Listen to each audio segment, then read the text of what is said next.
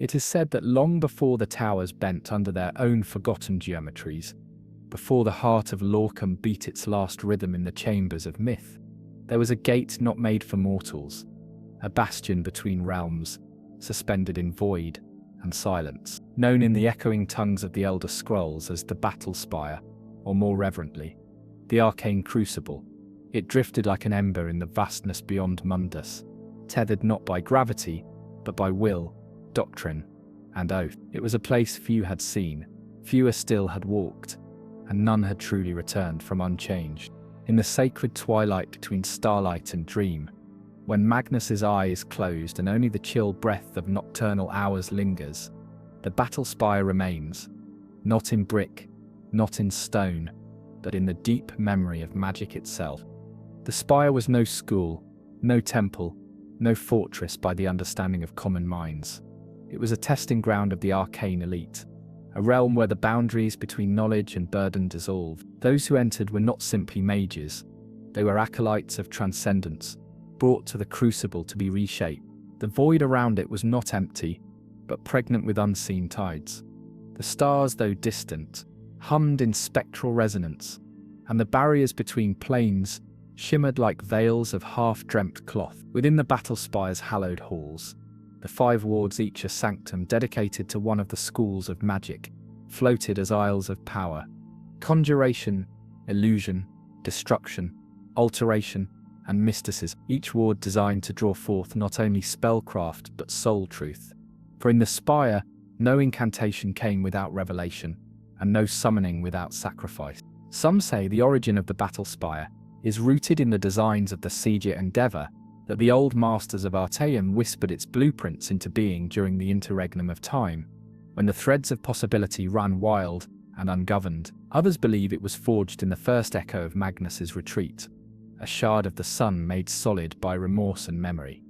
And some, in whispers long suppressed, claim it was a gift or a lure offered by the Daedra themselves to test the resolve of mortal kind.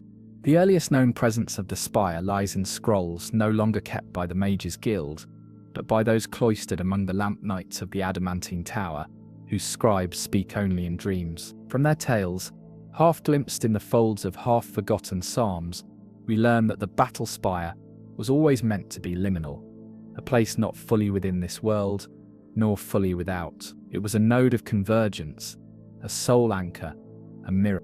Those who trained within its walls were stripped of title and pride.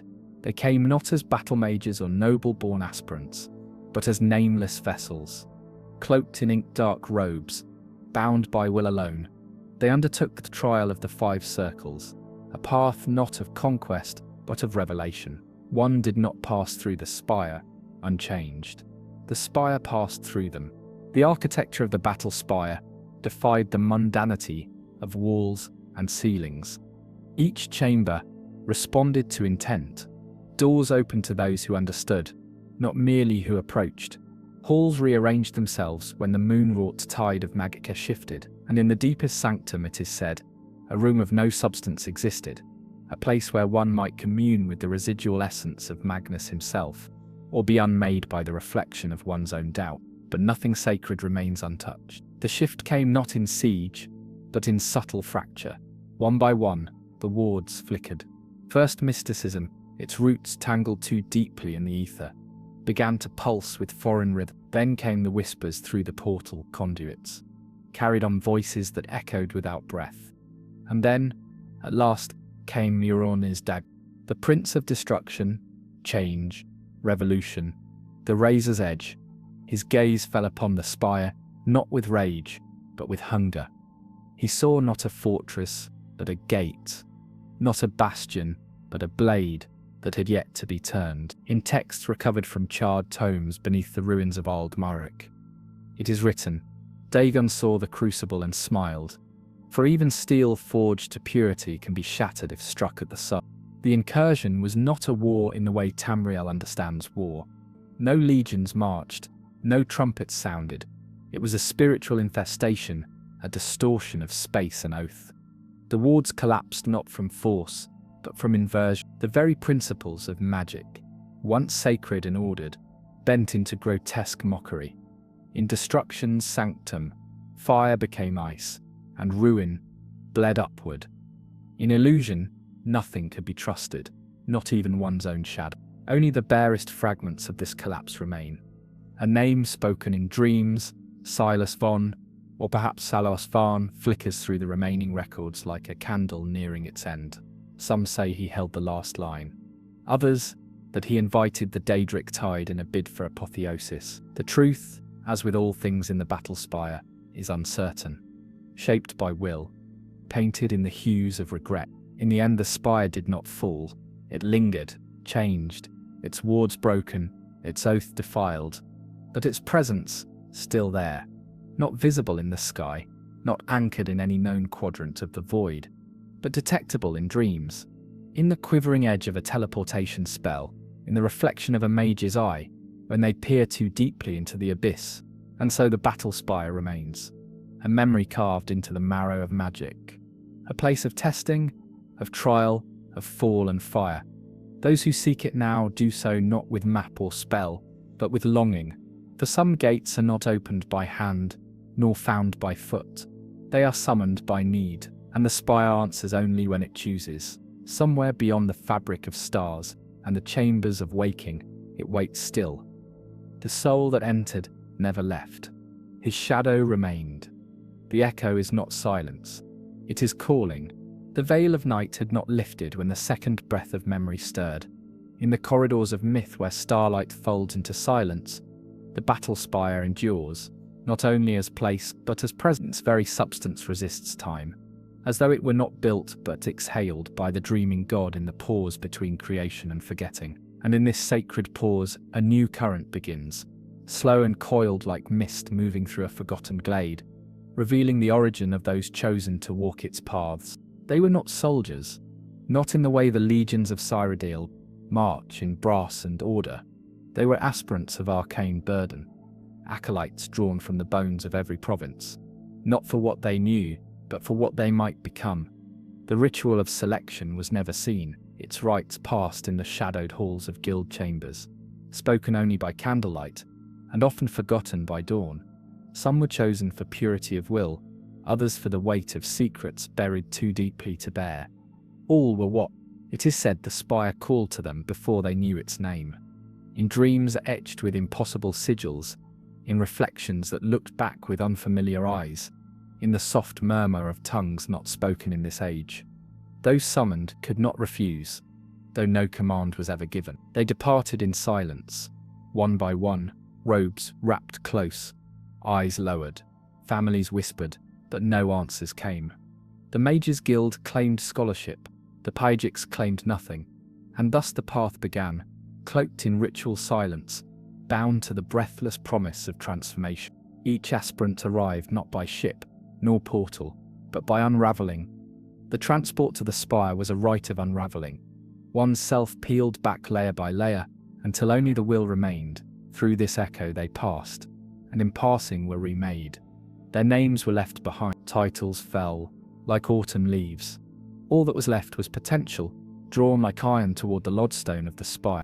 The arrival was never the same. Some described a vast corridor of shifting glass, others, a garden of black stone under a sky of no stars. The spire revealed itself according to the shape of the soul that approached. It was mirror and gate, teacher and judge. And in this initial vision, their trials began, not with battle, but with silence.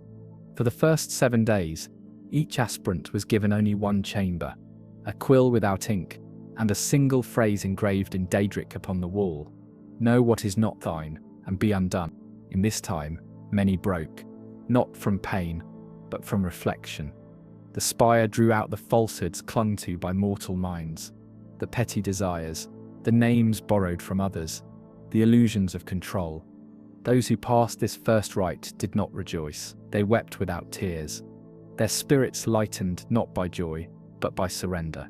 For in the spire, power came only after one released the self. After silence came motion. The 5 wards awaited, each a crucible of a different nature, and though they bore the names of the schools of magic, they were not classrooms, they were trials of inner alchemy. The ward of illusion, for example, held no conjurers of glamour, nor charming spells. Instead, it unraveled perception. It turned floor into sky, shadow into flame. Time fractured and reassembled itself in unknowable order. The aspirant was made to face falsehood so deeply bound to their identity, they could no longer distinguish flesh from dream. In this ward, legends say, there once lived a woman without eyes, who saw more clearly than the stars. She was called Ninaria, the Pale Veil, and she walked the spire with bare feet and no voice. Through sheer presence, she revealed the illusions others refused to see. It was said her silence could part madness. Her memory clings to the walls still, in places where reflection casts no image. Those who see her say nothing, for to name her is to forget her. After illusion came alteration, a sanctum of paradox.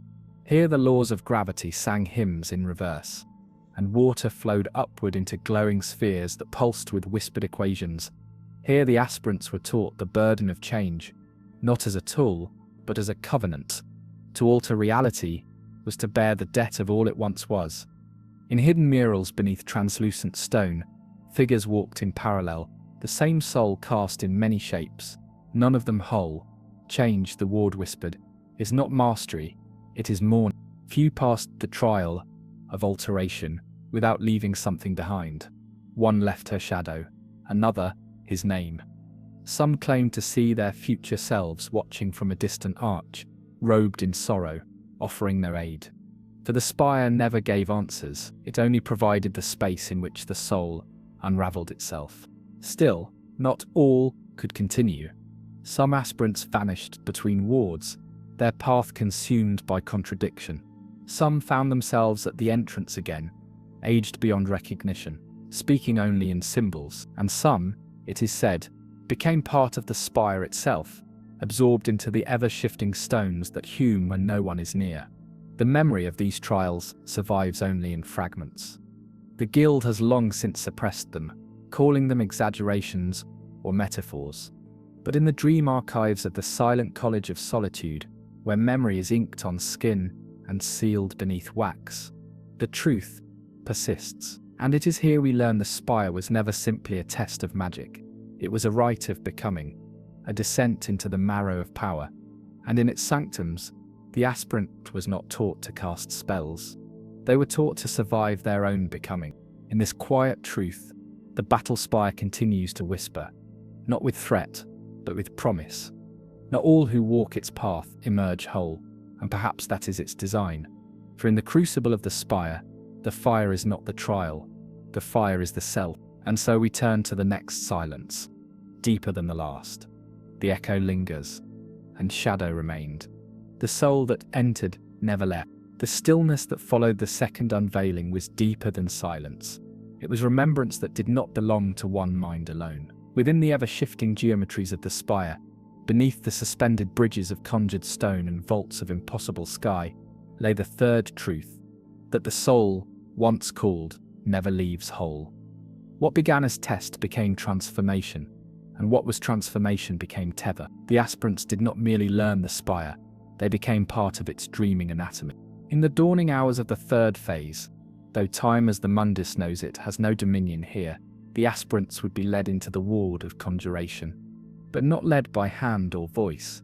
The path opened only when readiness echoed through the soul's core.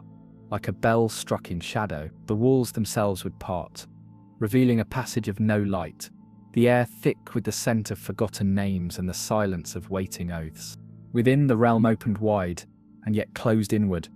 The ward of conjuration was not a single place, but a folding of dimensions, layered upon themselves, like vellum etched with prayers. Here the aspirant did not summon creatures, they summoned their own capacity to bind, to command, to stand as will against the infinite. It was not about power over others, it was the power to speak one's desire into void, and not be consumed by what answer. In this place the Daedric presence was not banished, but permitted, curated, woven into the walls like ancient threads. The spire was not anti-Daedra, it was older than such divisions. The aspirants faced not the creatures of oblivion, but the temptation of oblivion itself. The pull toward the formless, the promise of chaos cloaked as choice. They were taught the truth, that summoning was a mirror, and what one pulled forth reflected not mastery, but need. Among the conjured, there were memories, not of beasts but of selves discarded. In the archives of the spire, now broken and sealed beneath spells of forgetting, there are records of one aspirant who conjured not a Daedric servant, but the echo of his mother, long dead, another, her own childhood shadow, who wept and would not speak. These were not illusions. The spire does not deceive. It reveals, and in revealing, it demands reckoning. From this reckoning rose the fourth transformation, the understanding of the chain. In the elder schools of Magica, conjuration is symbolized by the chain, not because it binds, but because it connects. Each link is a pact, forged in will, and so the aspirants learn to speak with clarity or be lost. For every conjured presence was a question returned. Who are you, and what right have you to speak? In one chamber of the ward, built of folded brass and pale obsidian, stood the altar of broken pacts. It shimmered with the residue of 1,000 failed bindings. Here, aspirants who dared speak the high calling would confront their own names spoken backward, torn from time. Some never found the way out. Their voices joined the whispering walls, bound not by spell, but by the weight of unanchored desire. Yet not all was loss. For those who emerged, something within had shifted.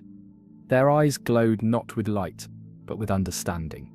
They had glimpsed the curve of reality's spine, the tremble in the fabric that separates planes, and more importantly, they had glimpsed themselves, not as mortals seeking power, but as bridges between what is and what could never be. It was in this phase that the true nature of the spire began to whisper itself. It had never been simply a test of the guild. It was a remnant of something older. Some believe it to be a failed tower, not built in stone, but in will. A metaphysical echo of the Numidians' forbidden math, locked in frozen pre-Chim logic, where identity collapses, unless bound by perfect intent. If this is so, then the battle spire is a warning, a proof that even gods can err when they forget the soul's balance. In one heretical text, long since banned from the guild's central archives and only preserved in the dreaming shelves of Elenhir, it is written that the spire once called upon the names of the Daedric princes, not as foes but as tutors. Each ward was watched not by guild masters, but by fragments of the Etaide, curious and amused. Mirunus Dagon was not the first to reach into the spire, only the most successful. But such truths are dangerous. Most who glimpse them retreat into sanctioned myth. Safer, it is said, to speak of spells and syllables than of pacts and reflections. And so the spire remains unspoken by many, a taboo wrapped in reverence. Still, for those who walked its halls, the transformation could not be undone. They returned not as battle mages or scholars. They returned changed, if they returned at all.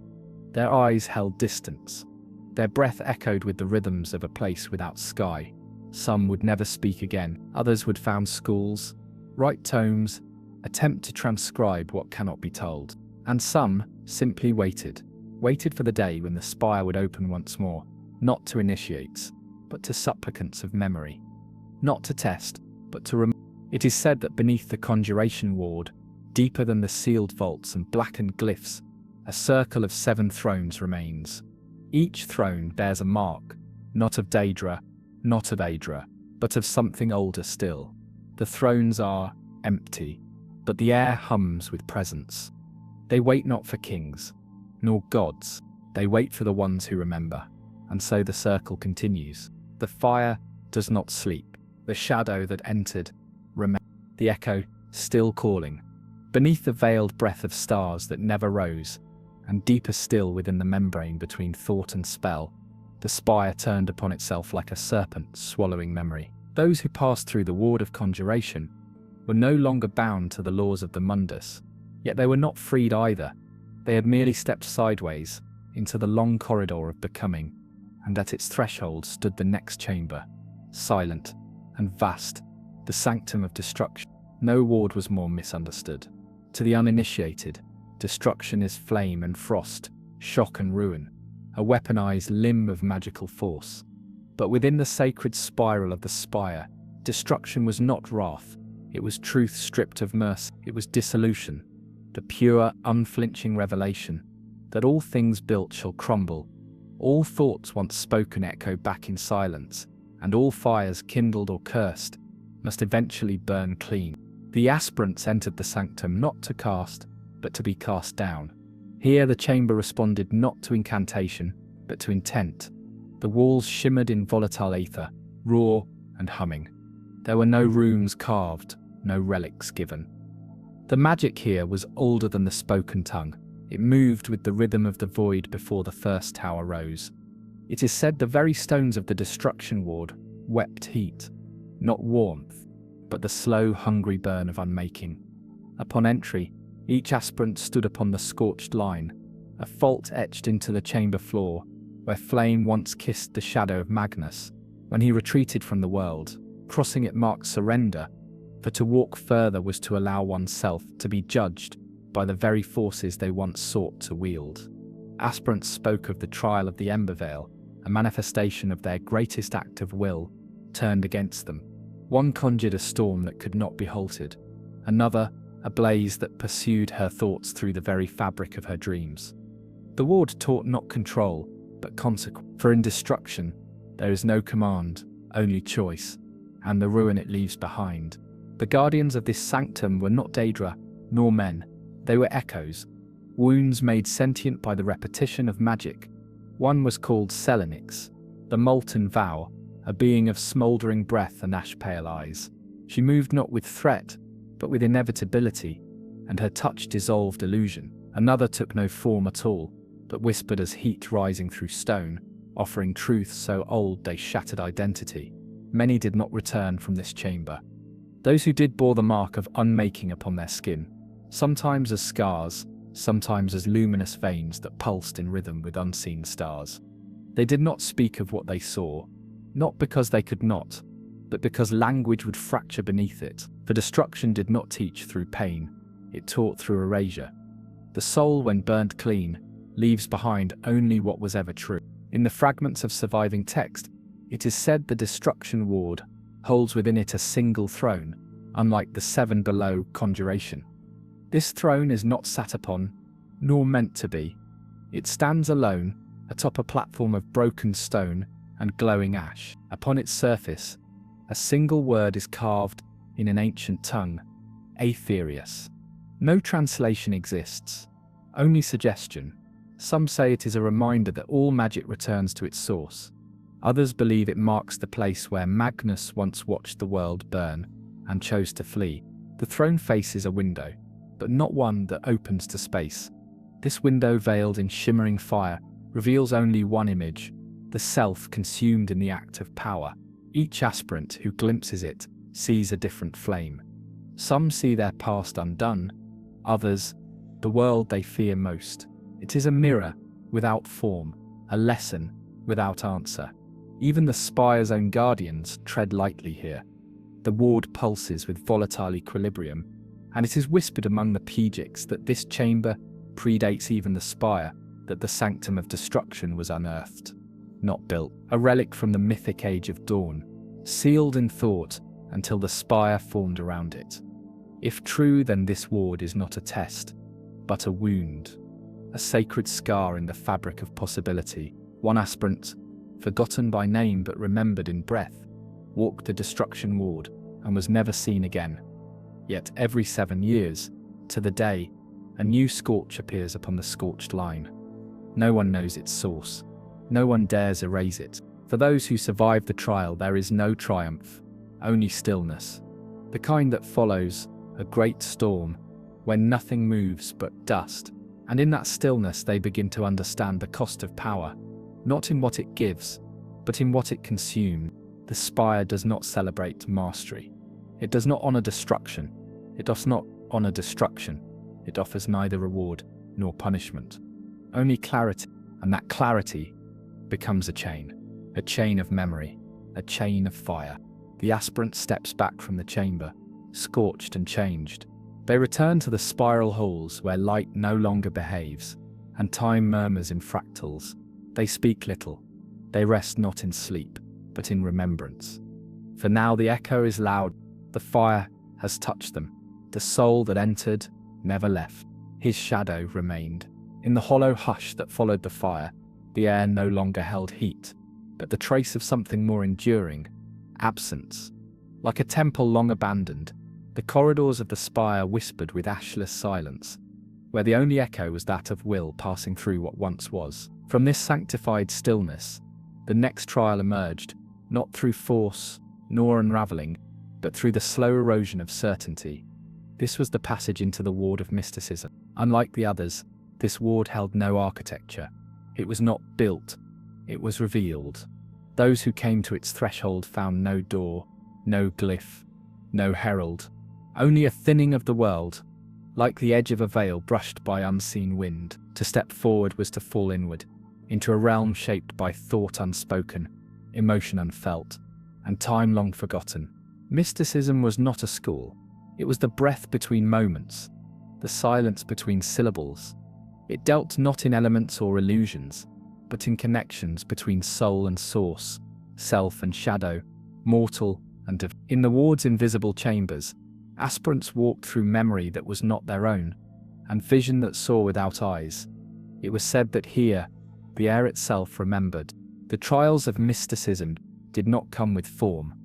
One aspirant stood still for 9 days, unmoving, as the world shifted around her. Another dissolved into light for what felt like centuries, returning only when their name was spoken by something that had never known speech. Some vanished entirely, not consumed but dispersed. Threads of consciousness woven into the aether, like forgotten hymns. Within the non-space of the ward, there drifted figures both ancient and undefined. Not Daedra, nor spirits, but echoes of knowledge too vast to be contained in shape. The most often recounted was known only as the Walker Between, a presence glimpsed always just at the periphery, cloaked in smoke, never still, bearing no face. It never spoke, and yet all who beheld it awoke to understanding they could not put into words. It was not teacher nor warden, it was reminder.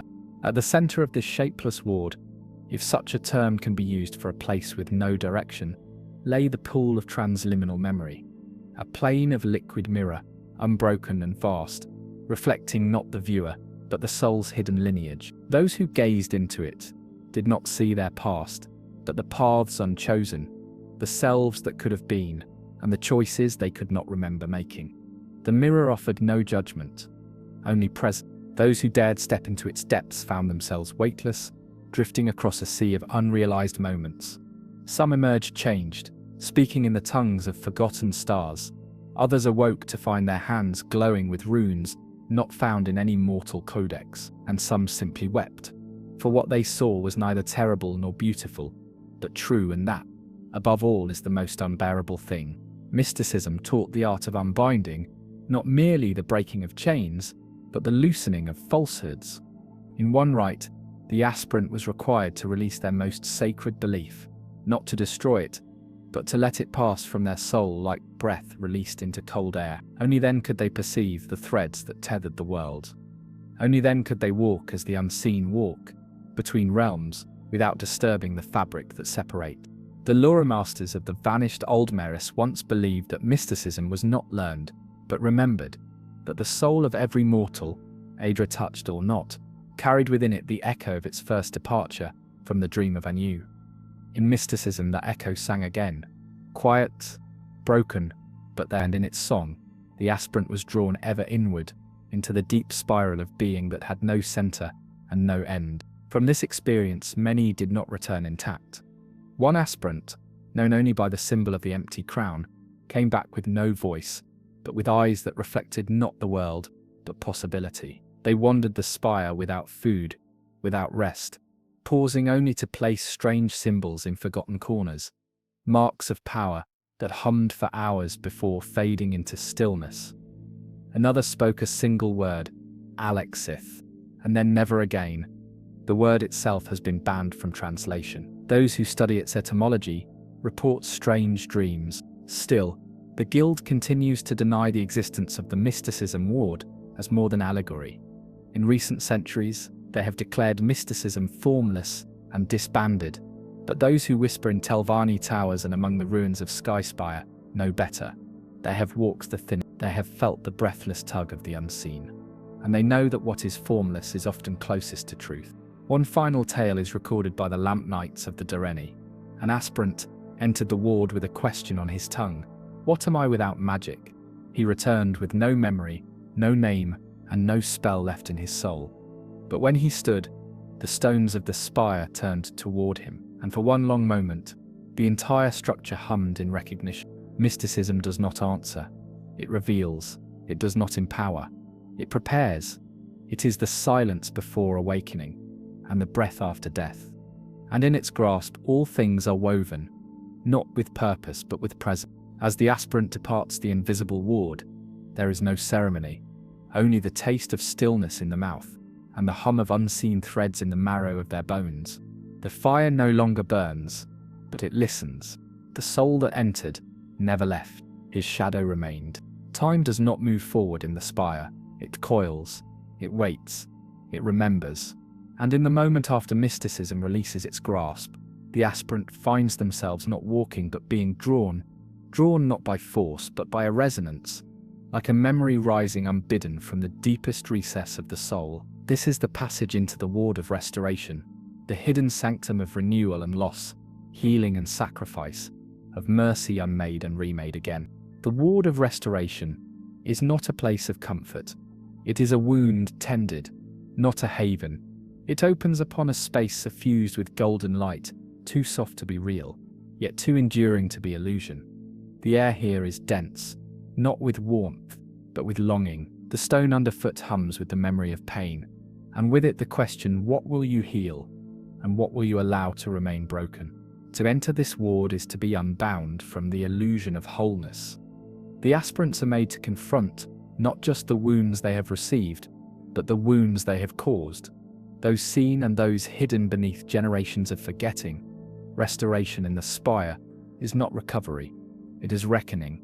Here the aspirant is guided by no voice, only the slow unfolding of sensation. The golden light deepens, becoming amber, then scarlet, and at last a dim, thrumless dusk. Each change reveals a part of the self that is concealed in daylight, the fracture behind kindness, the cruelty masked as duty, the forgiveness never truly granted. These are the soul's quiet injuries, and here they are brought into the open, laid bare like old bones beneath worn soil. There is no chant or incantation in this place. Magic does not move by word, but by surrender. A broken truth, offered freely, becomes a balm. A lie, defended, becomes poison. The spire does not punish, but it reflects. Every act of healing must begin with the willingness to bleed. It is in this ward that the figure of Thalara the Hollowed is most often spoken of, not as legend but as recurring presence. A woman once whole, now a vessel of remembrance. She is said to drift through the halls barefoot, robed in threadbare linen, her face concealed behind a mask of polished bone.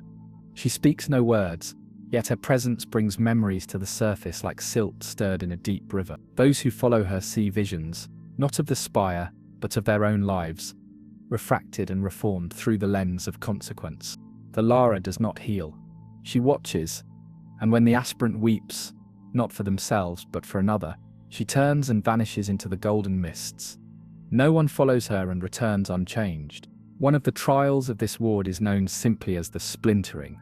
The aspirant is shown the moment of their deepest guilt, relived not as memory, but as present reality.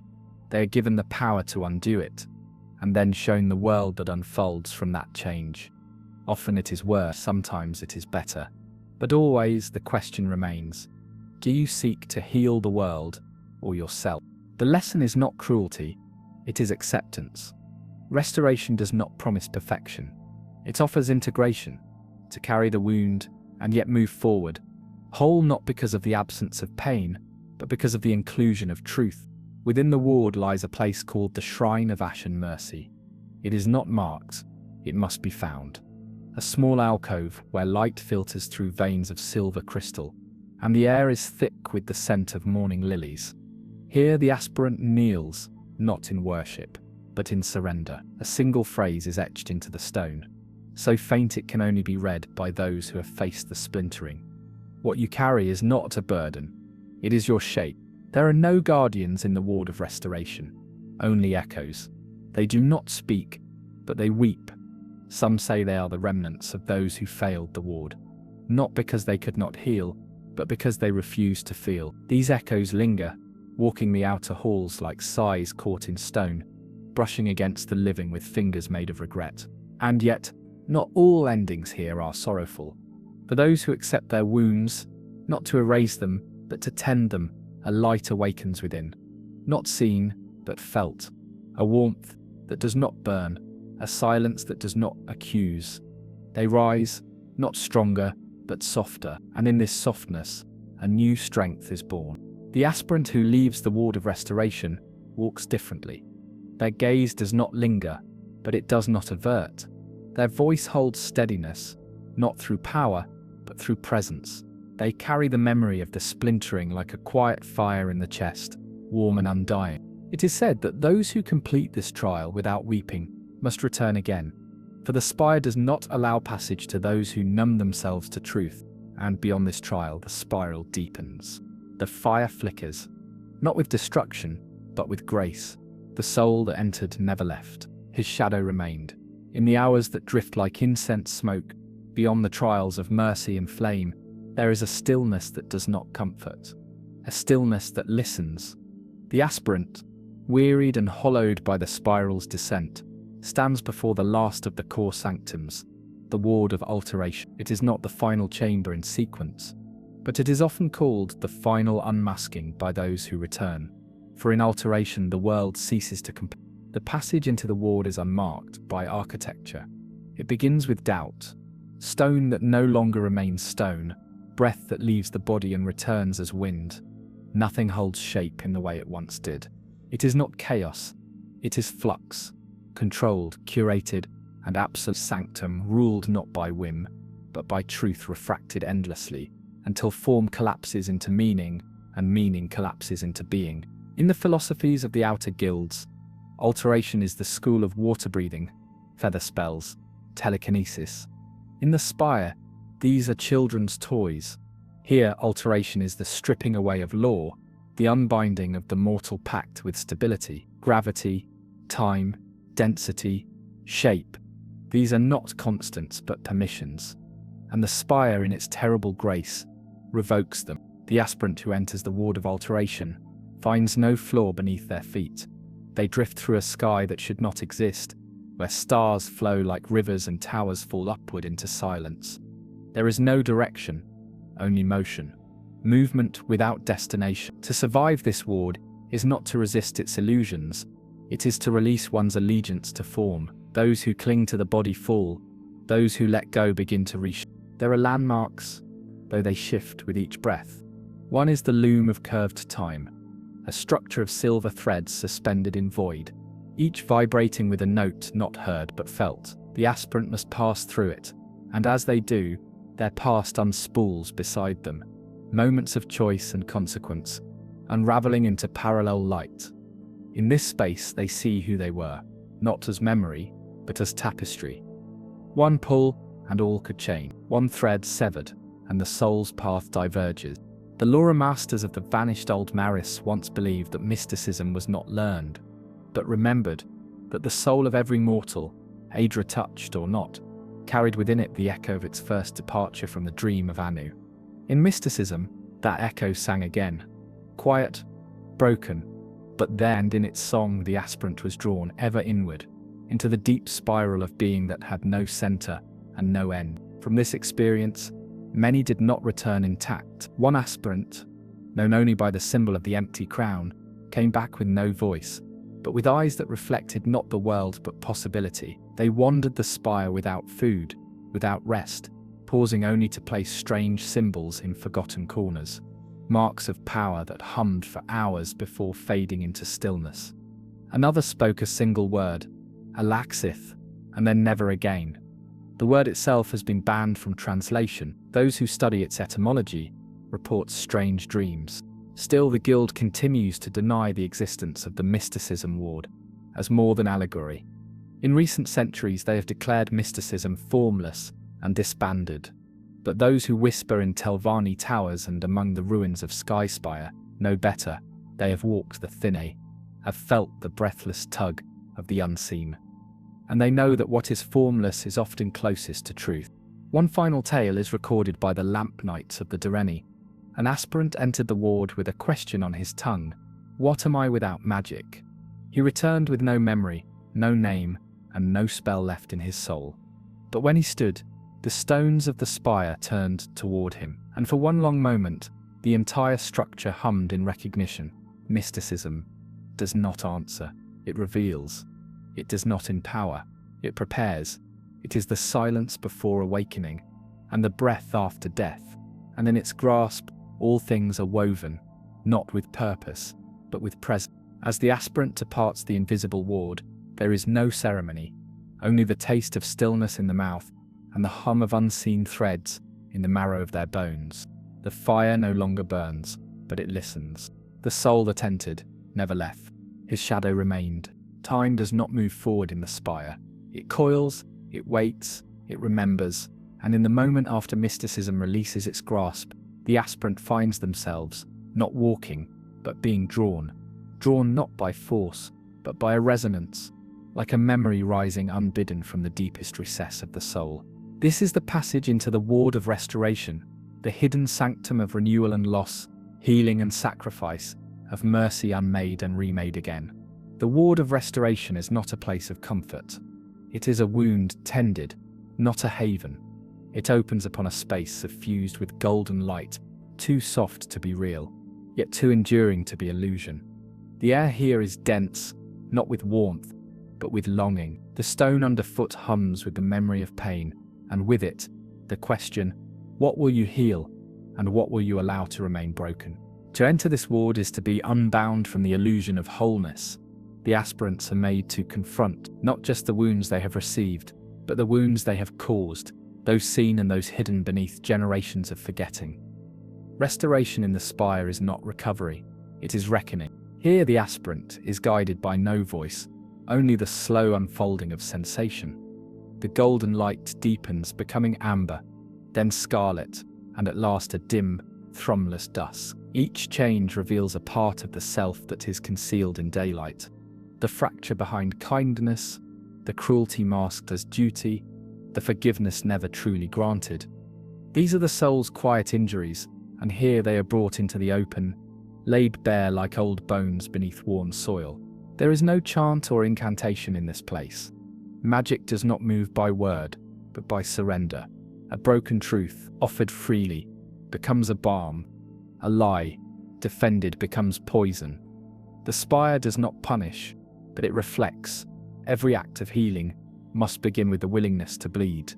It is in this ward that the figure of Thalara the Hollowed is most often spoken of, not as legend, but as recurring presence.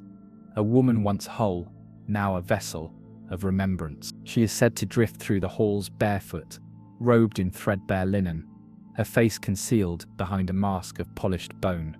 She speaks no words, yet her presence brings memories to the surface like silt, stirred in a deep river. Those who follow her see visions, not of the spire but of their own lives, refracted and reformed through the lens of consequence.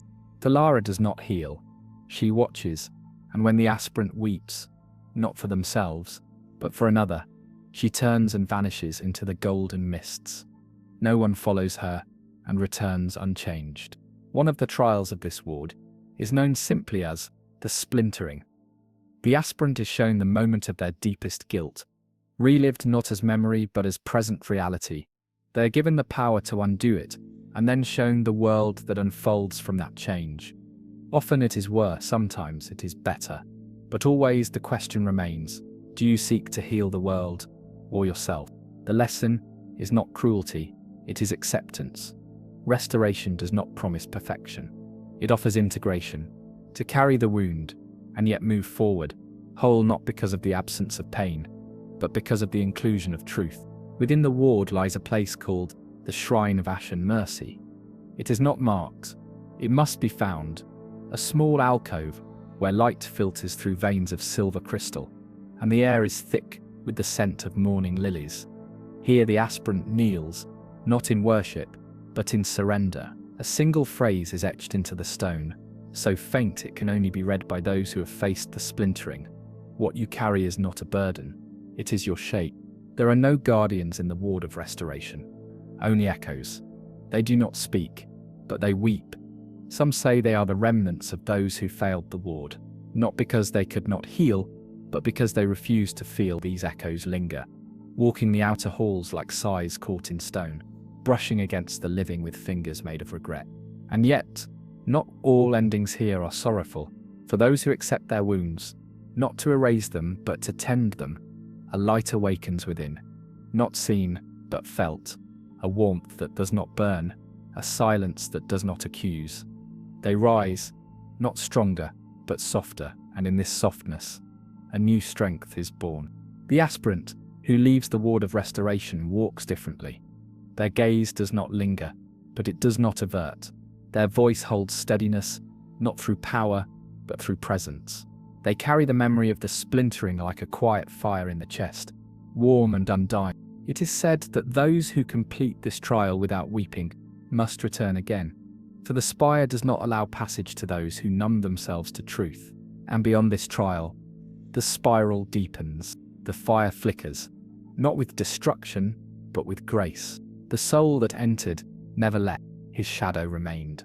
In the hours that drift like incense smoke, beyond the trials of mercy and flame, there is a stillness that does not comfort, a stillness that listens. The aspirant, wearied and hollowed by the spiral's descent, stands before the last of the core sanctums, the ward of alteration. It is not the final chamber in sequence, but it is often called the final unmasking by those who return. For in alteration, the world ceases to comply. The passage into the ward is unmarked by architecture. It begins with doubt. Stone that no longer remains stone, breath that leaves the body and returns as wind. Nothing holds shape in the way it once did. It is not chaos, it is flux, controlled, curated, and absolute. A sanctum ruled, not by whim, but by truth, refracted endlessly until form collapses into meaning and meaning collapses into being. In the philosophies of the outer guilds, alteration is the school of water breathing, feather spells, telekinesis. In the spire, these are children's toys.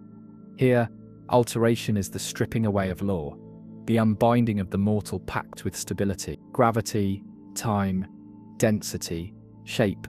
These are not constants, but permissions. And the spire, in its terrible grace, revokes. The aspirant who enters the ward of alteration finds no floor beneath their feet. They drift through a sky that should not exist, where stars flow like rivers and towers fall upward into silence. There is no direction, only motion. Movement without destination. To survive this ward is not to resist its illusions. It is to release one's allegiance to form. Those who cling to the body fall. Those who let go begin to reshape. There are landmarks, though they shift with each breath. One is the loom of curved time, a structure of silver threads suspended in void, each vibrating with a note not heard but felt. The aspirant must pass through it, and as they do, their past unspools beside them, moments of choice and consequence unraveling into parallel light. In this space they see who they were, not as memory, but as tapestry. One pull, and all could change. One thread severed, and the soul's path diverges. Some aspirants fall to their knees in this place, overcome by grief they did not know they carried. Others stand for days, unmoving, as the old oaths rise like smoke and wrap around them. One aspirant, remembered only as Kivel of Thorn, remained in the chamber for a full cycle of the moons, neither eating nor sleeping, until the golden figure nodded once and faded from view. When she left, her voice was gone, but in her silence, others heard their own truths more clearly. There is no ceremony of completion here, only the soft disintegration of what once seemed eternal.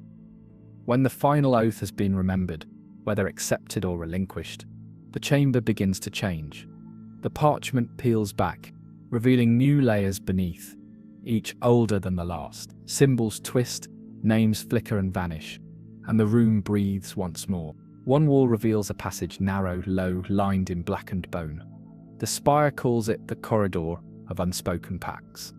It leads not to another trial, but to a reckoning. Here, the aspirant is made to witness the pacts they never consciously agreed to. the roles they accepted, the masks they wore, the names they allowed to bind them. Each bone in the wall is inscribed with such an unspoken pact, etched in the language of soul resonant. Touching one brings a vision, not a memory, but a potential undone. A life that might have been, shaped by a pact never sealed. These visions offer no blame, only choice, to carry or to cast off. Some speak of a ritual within the corridor, known only as the unnaming. Few complete it, fewer understand it. But it is whispered that those who do are able to walk the world without leaving a shadow, not because they are unseen, but because they are unbound. When the corridor ends, it does not open into a chamber. It opens into absence, a space of soft air and open sky, suspended in infinite dusk. The aspirant steps out onto a platform of cracked obsidian, ringed by memory flames, blue, flickering, eternal. Each flame marks a forgotten oath, still burning in the world's dreaming. To walk between them is to walk through forgotten futures. And at the center, a single flame burns in argent silver. It hums in tune with the aspirant's breath. This is the fire of chosen memory. To touch it is to reclaim one truth. Only one. The rest must remain forgotten. And so the aspirant chooses, or turns away. The spire does not offer again. And beyond this place, the spiral narrows. The silence sharpens. The fire watches. The soul that entered never left. His shadow remained. Beneath the skyless vastness that holds no stars, past the fire that burns without warmth, the spire draws the aspirant further into its fold. Not deeper, but closer, as if time itself were inhaling. The 10th threshold is not marked by trial or gate, but by surrender. This is the threshold of still thought, where movement ceases and understanding waits, neither offering itself nor hiding. Here the very essence of the spire grows thin, like breath held too long. The aspirant steps into a space that appears as neither chamber nor void, but as the echo of a room once known. Familiar rate unplaceable, stone flickers into mist. The ground is soft with ash that leaves no trace. Sound becomes memory, and memory becomes sound. Even the heartbeat slows, as if in reverence. This is not a place of power, but of pause. For the spire they're relentless. Honor's rhythm. The spiral must breathe, fold inward, then unfold again. And so the threshold of still thought exists. Not to test, but to allow silence to settle, allow meaning to drift, allow the aspirant to remember, without command. In this sacred stillness, visions come not as hallucinations or trials, but as weights lifted from the soul. One by one, aspects of the self rise from within like lanterns on a moonless sea. They do not speak, they do not demand. They simply hover, watching, waiting, listening. Each is a mask once worn. The proud one, the afraid one, the one who sought approval, the one who yielded too often. They do not accuse, they do not seek return. They only ask to be seen. Some aspirants collapse here, not in body, but in identity. The weight of self, too long scattered and worn in pieces, draws back into the center. This is not wholeness, this is recognition. To see at last that each mask was not false, but incomplete. In the uppermost annals of the Piget shelves, in ink that glows only when read in silence, there is reference to the still thought as the true meridian, a crossing of inner and outer spheres, where no choice need be made because no division remains. Here the aspirant becomes mirror to the spire itself, not reflecting architecture, but reflecting intention. It is said that those who linger too long begin to echo the thoughts of the spire, thinking in rhythms not their own, dreaming dreams with no origin. There is no danger in this, yet it marks the boundary between seeker and witness. At the heart of the threshold lies a structure or something that pretends to be one, a circle of standing pillars, transparent and humming with soft resonance. They carry no inscriptions, but if one listens carefully, they can hear the unspoken thoughts of other aspirants. Those who came before, those who did not return, those who returned but left something of themselves behind. These are not ghosts. They are memories unclaimed, fragments of will, suspended in the quiet. A low whisper murmurs from them, layered and rhythmic, too faint to interpret, yet too steady to ignore. Some call it the spire's breath, others call it the thought unspoken. Within the circle, the aspirant is invited, not instructed to sit, not in meditation nor contemplation, but in stillness. It is a sacred act, this sitting, a yielding of motion, a recognition that not all answers must be chased, that some knowledge arrives only when one becomes still enough to receive it. Time does not pass here, or rather it passes without witness. Aspirants who rise from this place do so slowly, as if emerging from the depths of a lake, too wide to see across. Their gaze is distant, yet grounded, their step lighter, yet more deliberate. They speak less, but when they do, the air bends to listen. It is said that one aspirant, whose name has been erased from the scrolls at their own request, sat within the pillars for a span equivalent to 3 decades. When they finally stood, they carried with them no artifacts, no power, no prophecy, but wherever they walked thereafter, conflict could not remain.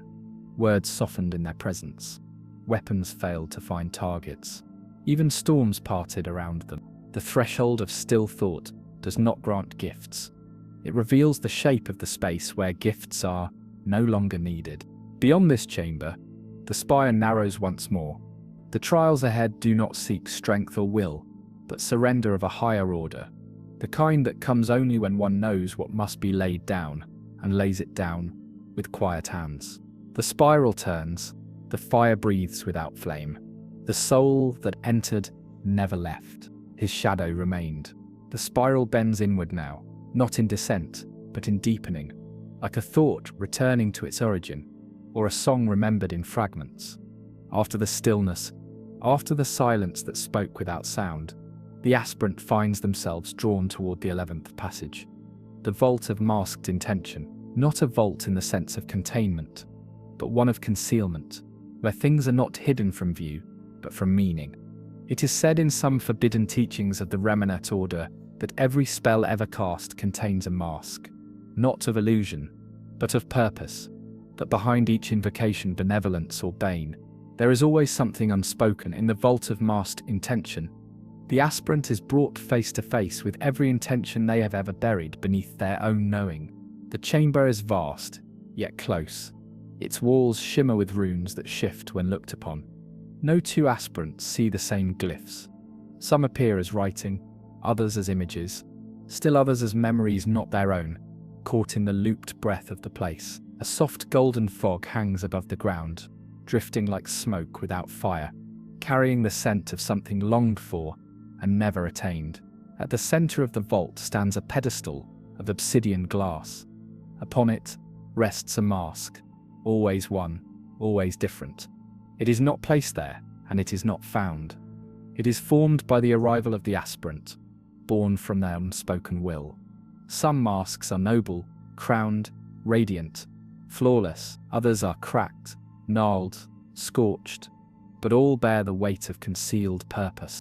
The aspirant is not instructed to wear it. They are simply left with it. And in the stillness, the mask speaks, not in words but in resonance, echoing through memory, showing the moments where desire curved into manipulation, where fear masqueraded as courage, where ambition clothed itself in the language of service. This is not punishment, it is revelation. The mask is not evil, nor good. It is true. Wearing it is not failure, it is acknowledgement. Some aspirants weep as they place it upon their face. Others laugh, hollow and stunned. Still others hesitate, trembling not with shame, but with recognition. So this is what I've been carrying all this time. In the old speech of the deep myrrh, there is no word for mask. The closest term translates loosely to the between face, a liminal state, neither false nor whole, and it is believed that this vault is shaped in the memory of their rituals, where identity was not fixed, but ceremonial fluid, invoked, cast off. There are figures in the vault, though they do not speak. Tall, faceless sentinels of jet and silver, cloaked in runes that flicker with forgotten names. They drift, not walking, not floating, merely moving through space as if thought had mass. They are watchers, not judges. Their role is simple, to witness the aspirant's gaze upon themselves. One of these figures carries a lantern that holds no flame, only shadow. It is said that when an aspirant's mask is fully seen, when they no longer recoil from what it contains, that shadow is offered, not as punishment, but as gift. The aspirant may take it, fold it into themselves, and wear it alongside their light. For wholeness in the spire is never the absence of darkness, but its integration. The vault, once silent, begins to hum softly when the mask has been accepted. The runes shift again, this time no longer obscuring but illuminating. Paths open along the walls, leading to memories once sealed. Not only memories of action, but of desire, what was truly sought when one asked for power, for approval, for safety. Each aspirant is given one choice at the end, to leave the mask behind, or to carry it. Neither path is condemned. Those who leave it behind often feel lighter, more open, but vulnerable. Those who carry it walk with new clarity, but must bear the weight of self-knowing in every word they speak. There is no correct path, only path. And so the aspirant emerges, wearing the between face either within or without. Their gaze now sees through intention as well as deed. They speak not less, but more carefully. They act not slower, but with greater pause. Outside the vault, the spire waits patient and solemn. The corridor beyond bears no light, only reflection. The spiral tightens, the fire does not flicker. It contemplates, the soul that entered never left. His shadow remained. The passage narrows once more, and the spire begins to fold inward like parchment scorched at the edges, old, brittle, sacred. The aspirant, now shaped by trials of silence, fire, fracture, and face, is brought to a place where even thought dares not speak plainly. This is the 12th chamber, known in Psychic shadow lore as the Archive of Dust and Breath. There are no doors, no glyphs to herald its arrival. The aspirant finds themselves within it before they know they've arrived, stepping from reflection into memory as one might step through an old dream, half remembered but deeply true. The archive is not made of stone, but of ash and light, walls constructed from the sediment of forgotten truths, drifting in layers as fine as parchment flakes, suspended in air like dry snow. Here the air does not stir, but it breathes, inhalation and exhalation, vast and slow, as if the spire itself were meditating. The chamber smells of ink that never dried, of burned vellum, of wax poured in ritual. Light comes from above, filtered through no sun, soft as memory before waking. This is a library of what was once unspeakable. The archive does not hold books or scrolls. Its volumes are preserved in formless resonance clusters of memory, bound to no object. Aspirants are not permitted to read in the conventional sense. They must receive by placing their hand into the pools of dust that rest upon pedestals of cracked marble. They become vessels through which the forgotten is spoken again. Each dust pool is different. One may hold the final vision of a spellwright who vanished in the dawn. Another may carry the cry of a soul that refused to be summoned. One so faint it nearly disappears, contains the moment a god thought of surrender and then chose not. To engage with these memories is not passive. They enter the aspirant's body like fever. The archive does not offer knowledge, it offers burdens. Truths that were too heavy for their originators, now offered again to those who would understand. So the aspirant becomes a bearer, however briefly, of ancient weight. It is in this chamber that the lore of the spire itself is most deeply encoded, not as text, but as pain. Every failed aspirant, every broken oath, every echo of betrayal preserved, refined, stored in silence. The spire does not punish those who failed. It remembers them, and here in the archive, they speak again. A low hum pervades the chamber, not heard but felt, like the resonance of a thought that never becomes language. Scholars of the Arcanotarium once theorized this hum is the tonal residue of Magnus's retreat, a raw echo of creation's partial silence, embedded in the walls like a heartbeat that never stopped. Wandering the archive is not encouraged. Each step reveals a new whisper, and not all whispers come from the past. Some aspirants have reported hearing their own voices, speaking thoughts not yet spoken. Others see shapes forming in the dust, symbols from languages they do not know, yet understand. This is not hallucination. This is proximity to the root of knowing. It is whispered in Telvanni towers that a figure dwells here, faceless and still, robed in grey, known only as the binder of unwords, This being is neither living nor dead. It does not speak. It gestures, and when it points to a pool of dust, it is said the aspirant must reach in without hesitation. Those who pause are never seen again. Not taken, but rewritten. Only one account survives of what lies at the archive's center. A great sphere of glass, hovering, its surface covered in flowing script that never repeats. The language shifts too quickly to be read, but those who stare long enough report a strange sensation, not of comprehension, but of being understood. As if the sphere peers inward, recording the aspirant, adding their shape, their will, their burden, to the archive's silent breath, and then it releases them. Those who emerge from the archive of dust and breath often carry traces, a faint mark on the hand, a lingering tone in their voice, eyes that reflect texts unseen. Some find their own memories altered, not erased, but edited, refined, reshaped to match the truths they now carry. One aspirant, upon exiting, spoke a single phrase in a language never identified. Birds ceased singing within 100 miles. A lake turned still for 3 days, and somewhere, it is said, a sealed gate opened in a ruin that had no entry. The archive is not a trial. It is an offering. It gives what cannot be asked for, and it takes what cannot be missed until it is gone. The spiral narrows again. The fire leans forward. The dust does not settle. The soul that entered never left. His shadow remained. There comes a point in the spiral where descent no longer feels downward, but inward, as if the path folds upon itself, like ancient cloth, long buried, creased with memory and sanctified by time. After the archive, the aspirant carries a silence not of awe, but of weight, a silence shaped by knowing, brittle, yet sacred. It is through this burden that the spire draws them toward the 13th chamber, veiled and still, known only as the Hall of Names, not given. This hall does not announce itself. Its arrival is slow, as though the air forgets how to echo. One does not enter it so much as discover they are already within. The walls are smooth and black, not stone, but something more patient, obsidian shaped by centuries of breath and reflection. No torches burn here. Light comes from the floor, pale and untrustworthy, casting no warmth, illuminating nothing fully. The chamber is vast, yet its limits are always near. Sound does not carry, footsteps make no noise. Words spoken aloud arrive dulled, as if the air itself has chosen not to listen. This is the place of withheld truths, the shelter of identities unclaimed. The hall does not judge those who wander through it. It holds only what was never said, the titles refused, the destinies denied, the names that stirred in the heart, but were never spoken aloud. These are not lies, they are absences. And in the spire, absences have gravity.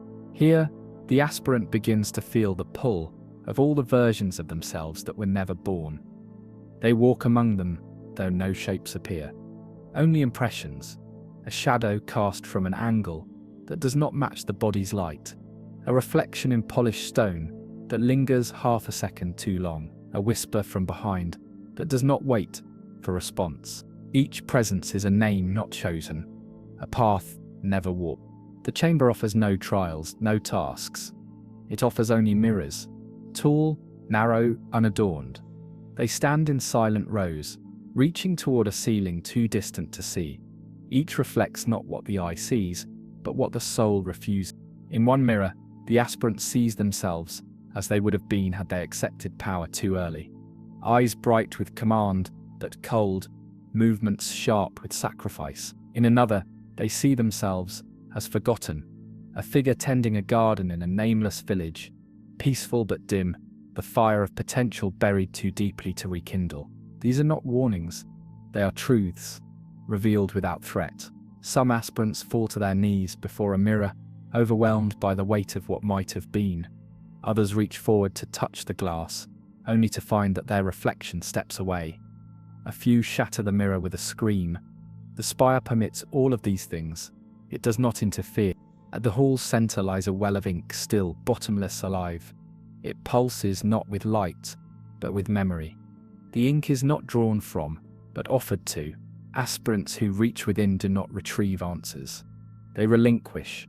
They give up a name, a title, a story too tightly held. In return, the ink whispers one word into the mind. Only one. Never repeated, never explained. Some say it is the name the world would have given them had they walked a different path. Others believe it is the true name of their shadow. No one can say, for the word fades quickly, and what lingers is not the syllable, but its echo. Those who walk beyond the well find a final arch, narrow and silver-veined, marked with a single phrase etched so faintly it can only be seen through tears. That which you are is not what you have been. Beyond the arch, there is no applause, no welcome, no turning back. The chamber closes behind without sound, and the aspirant, now shorn of names both worn and unworn, carries forward a strange quiet. It is not peace, but readiness, not clarity, but alignment. For to know what one has not become is to finally understand the meaning of becoming. In Tel Mora, where thought bends into dream, the mistress of shadows once said, "Only when we cease to be every possible self do we begin to be." Scholars scoffed, but those who have walked the hall of names not given know.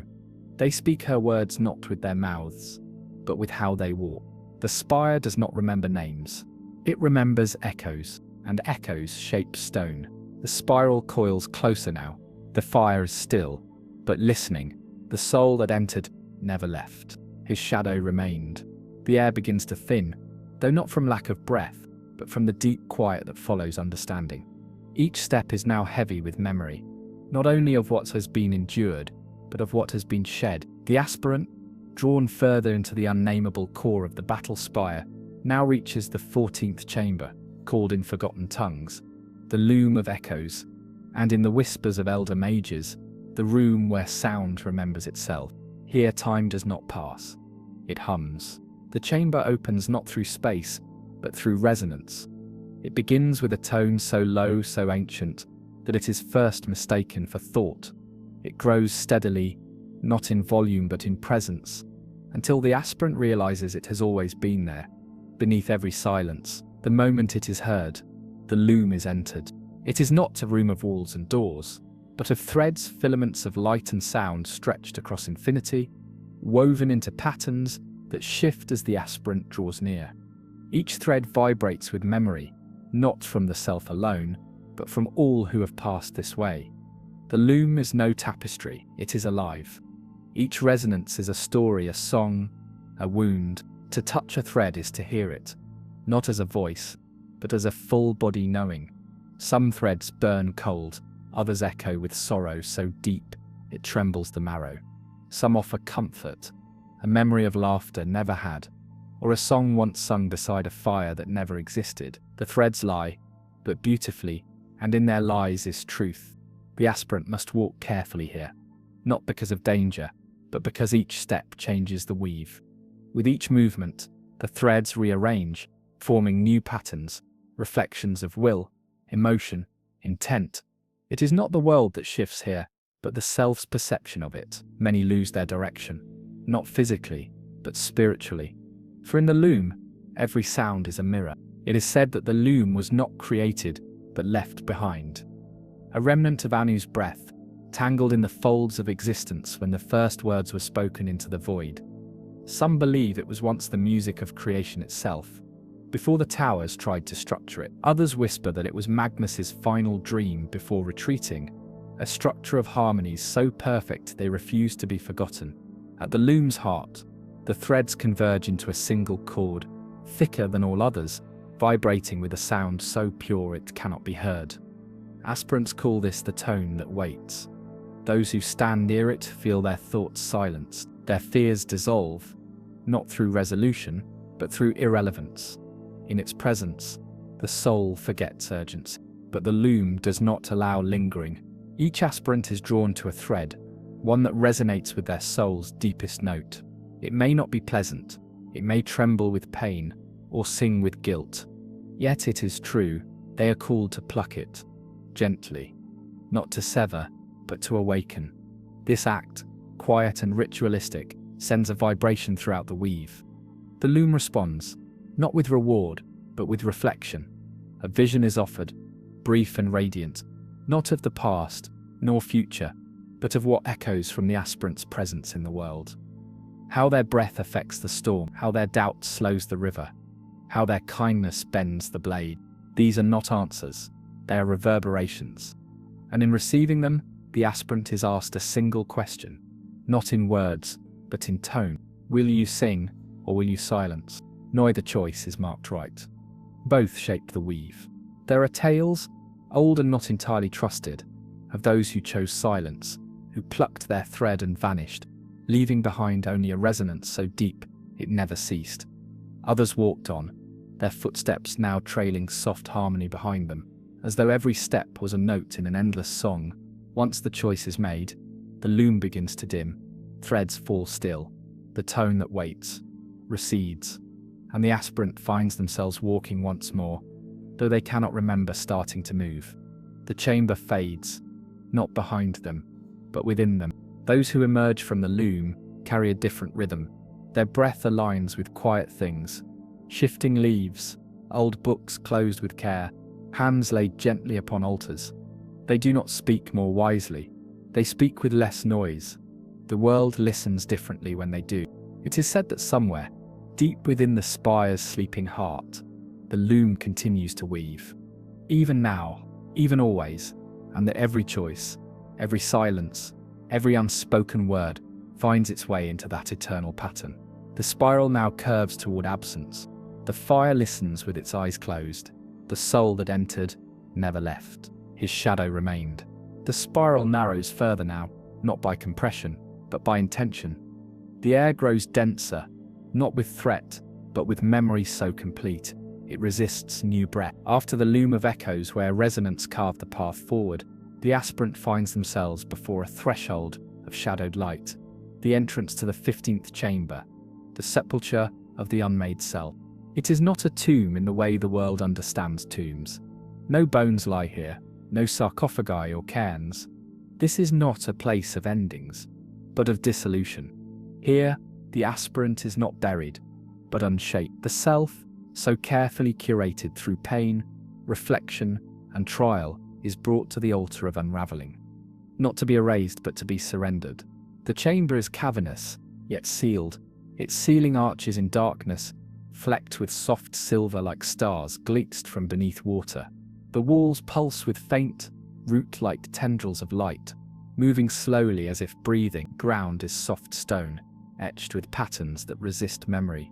Glyphs that shift upon being seen, whose shapes cannot be held. This is intentional. The sepulchre is the place where structure no longer serves. Upon entering, the aspirant feels weight, not as burden, but as presence. Every part of them, not yet offered, not yet understood, presses forward here, rising to the surface. It is not the spire that demands offering. It is the self that insists on release. In the center lies a dais, low and wide, sculpted from a material colder than obsidian and older than ruin. It bears no markings, yet hums with recognition when approached. Upon it stands an object, a vessel, always different. For some, it is a bowl of silver fire. For others, a shard of perfectly clear crystal. Some see a mask of ash, others only a simple stone. The vessel is not symbolic. It is the aspirant's last held shape, the final belief they have not relinquished. It hums with their heartbeat, it pulses with their memory, and the spire, watching without eyes, waits for their choice. This is the act of unmaking, not destruction, but undoing. To take that last piece of form, of identity, of understanding, and place it into the vessel. To offer it not to any god, not to the spire, but to the silence itself. To let go, with no assurance of return. Some aspirants hesitate here. The weight of what they have become presses tightly. The pride of survival, the sacredness of what has been endured. But the spire does not test the strong. It reveals the willing. One aspirant, whose memory clings to the stones like breath long held, knelt before the dais and placed a ring into the vessel. A ring that had belonged to a brother lost in war. The memory remained, but the grief dissolved into calmness so complete it could not be explained. Others placed symbols of ambition, of vengeance, of love, unreturned. What they received in return was never form, only stillness. There is no transformation here, only relief. The chamber grows dim when the offering is complete. The stars overhead blink out, one by one, and the pulsing tendrils of light retreat into the walls. For a brief moment, the aspirant stands in perfect darkness, untouched, undefined, unneeded, and in that moment they are as close to Chim as the spire dares to allow, not as enlightenment, but as absence, a place without narrative. Then the light returns, softly, reverently. The dais is empty, the vessel gone. The chamber feels smaller, not by design, but because the self is less now.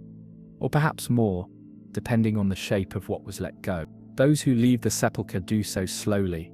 They do not speak. Their gaze does not search. Their posture is not proud. They are not broken. They are not healed. They are empty. And in that emptiness, space for the unknown begins to bloom. The spiral now moves in silence that is no longer still, but expect. The fire waits without hunger. The soul that entered never left. His shadow remained. The light within the spire begins to shift. It no longer emanates from above or below, but from within, as though the air itself remembers how to glow. After the offering of self, after the long breath of emptiness in the sepulchre, the aspirant is led into a place neither sacred nor profane, a realm that dwells between reflection and becoming. This is the 16th chamber, the gallery of witnesses. It begins as a corridor, narrow, dim, walls made not of stone, but of a surface that reflects light without reflecting form. The air is thick, not oppressive, but full, as though every molecule carries a memory waiting to be touched. As the aspirant steps forward, the corridor widens into a great rotunda, circular and hushed, its ceiling lost in a soft veil of shifting mist. Here, time slows to a sacred rhythm, and space bends gently inward, inviting contemplation without force. Arrayed around the rotunda are the witnesses. They stand in alcoves cut from the outer wall, dozens of them, silent, unmoving, not statues, nor spirits, nor daedra. Each witness is a presence held in form, cloaked in veils of shadow, their faces hidden behind masks of polished white gold or obsidian. They wear no insignia, they carry no weapons. Yet the weight of their gaze, unseen and unblinking, is undeniable. These are the watchers of the spiral. It is said that each witness once walked the path of the spire. Some failed, some ascended, some refused both. Their forms remain as echoes, not to advise, nor to judge, but to bear witness to those who come after. For the path through the spire is not private. Each step folds into the memory of those who endured it before. Here, in this chamber, the aspirant meets those who remember. There is no test, no task. The aspirant must only walk. But with each step, the witnesses respond. Not with movement, but with echo. The air grows thick with layered sound, not words but murmurs, fragments of language, echoes of choices, 1,000 voices, not overlapping but entwined. Some aspirants hear their own voice among them, speaking truths they have not yet dared to say. Others hear the cries of former selves, or the thoughts of others lost to time. These are not illusions, they are the residue of action. The marks left by choice, by presence, by will. Every spell cast, every oath broken, every moment of doubt leaves a fingerprint upon the spiral. And here, those prints become sound. The aspirant continues, slow and reverent, until they reach the center of the rotunda, where a pool of still water rests beneath a dome of mirrored sky. The water reflects not the chamber, nor the aspirant, but the eyes of a witness chosen at random, or perhaps not random. Some say it is the one who sees most deeply. Others, the one who carries a wound that matches the aspirant's own. To gaze into the pool is to meet that gaze, not in sight, but in knowing. The witness does not speak. They remember. They remember what the aspirant has chosen to forget. They remember the cost of every silence, the shape of every unspoken grief.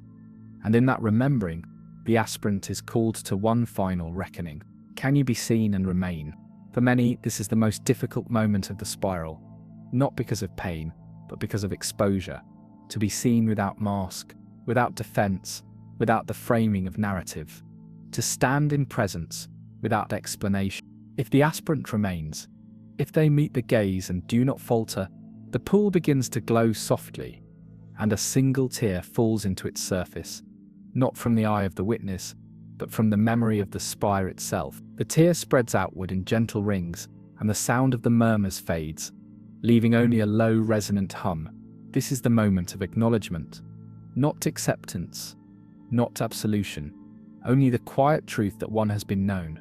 The witness then turns away slowly, and the aspirant is free to continue. But those who flee, who turn from the gaze, are not punished. They are marked. A faint shimmer along their skin, a shadow that follows more closely than before. These too are remembered, for in the spire, no encounter is wasted. Even avoidance is recorded. The aspirant leaves the rotunda lighter, not because burden has been lifted, but because it has been shared. Those who have stood in the gallery do not walk unnoticed again. Birds pause in their presence. Stones hold warmth longer beneath their feet. Children turn their heads as they pass, sensing something wordless in their wake. The spiral winds tighter now. The fire waits with open hands. The soul that entered never left. His shadow remained. ChatGPT said, "The walls no longer curve. They breathe. The air is no longer still. It listens." After the gaze of the witnesses has passed over the aspirant and left its silent fingerprint upon the soul, the spire leads them into a space of resonance deeper than all words. This is not a descent, but a drawing inward.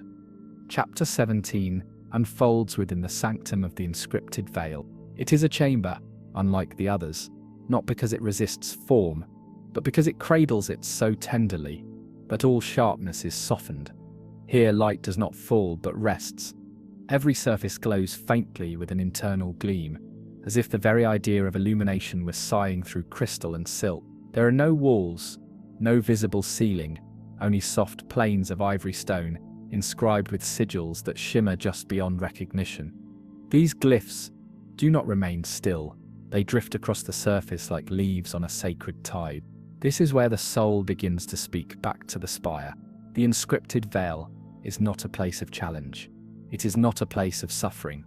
It is a place of testimony, wordless, weightless, and inevitable. Here the aspirant's essence is written not by pen or tongue, but by breath and presence. Each step, each pause, leaves behind a mark in the living stone, not of what they have done, but of what they have become. There is no ink. The inscriptions are formed of shadow-light, soft tendrils of soul resonance that rise from the body without pain, dancing into the stone and forming scripts that cannot be read, only felt. Some aspirants notice the markings as songs, others as prayers. Some see fragments of forgotten alphabets, and others see nothing, only the flickering sense that the walls are gently echoing their breath back to them in the language of the stars. In the heart of the chamber lies a great monolith, tall, unadorned, carved from translucent stone, so pale it seems woven from air and memory. It hums faintly with a pitch, just below hearing. This monolith is the veil itself, the breath between being and remembrance. It is not spoken to, it is not touched, it waits. When the aspirant stands before it, their presence alone is enough. From deep within the monolith, a slow movement begins. Shapes swirl within spirals, eyes broken circles, words no tongue dares speak. These are the echoes of the aspirant's self, reflected and rewritten in the sacred stone. It is not revelation, but inscription, the moment in which the spire acknowledges what the aspirant has become. And then in stillness, the veil breathes back, not with sound, but with memory.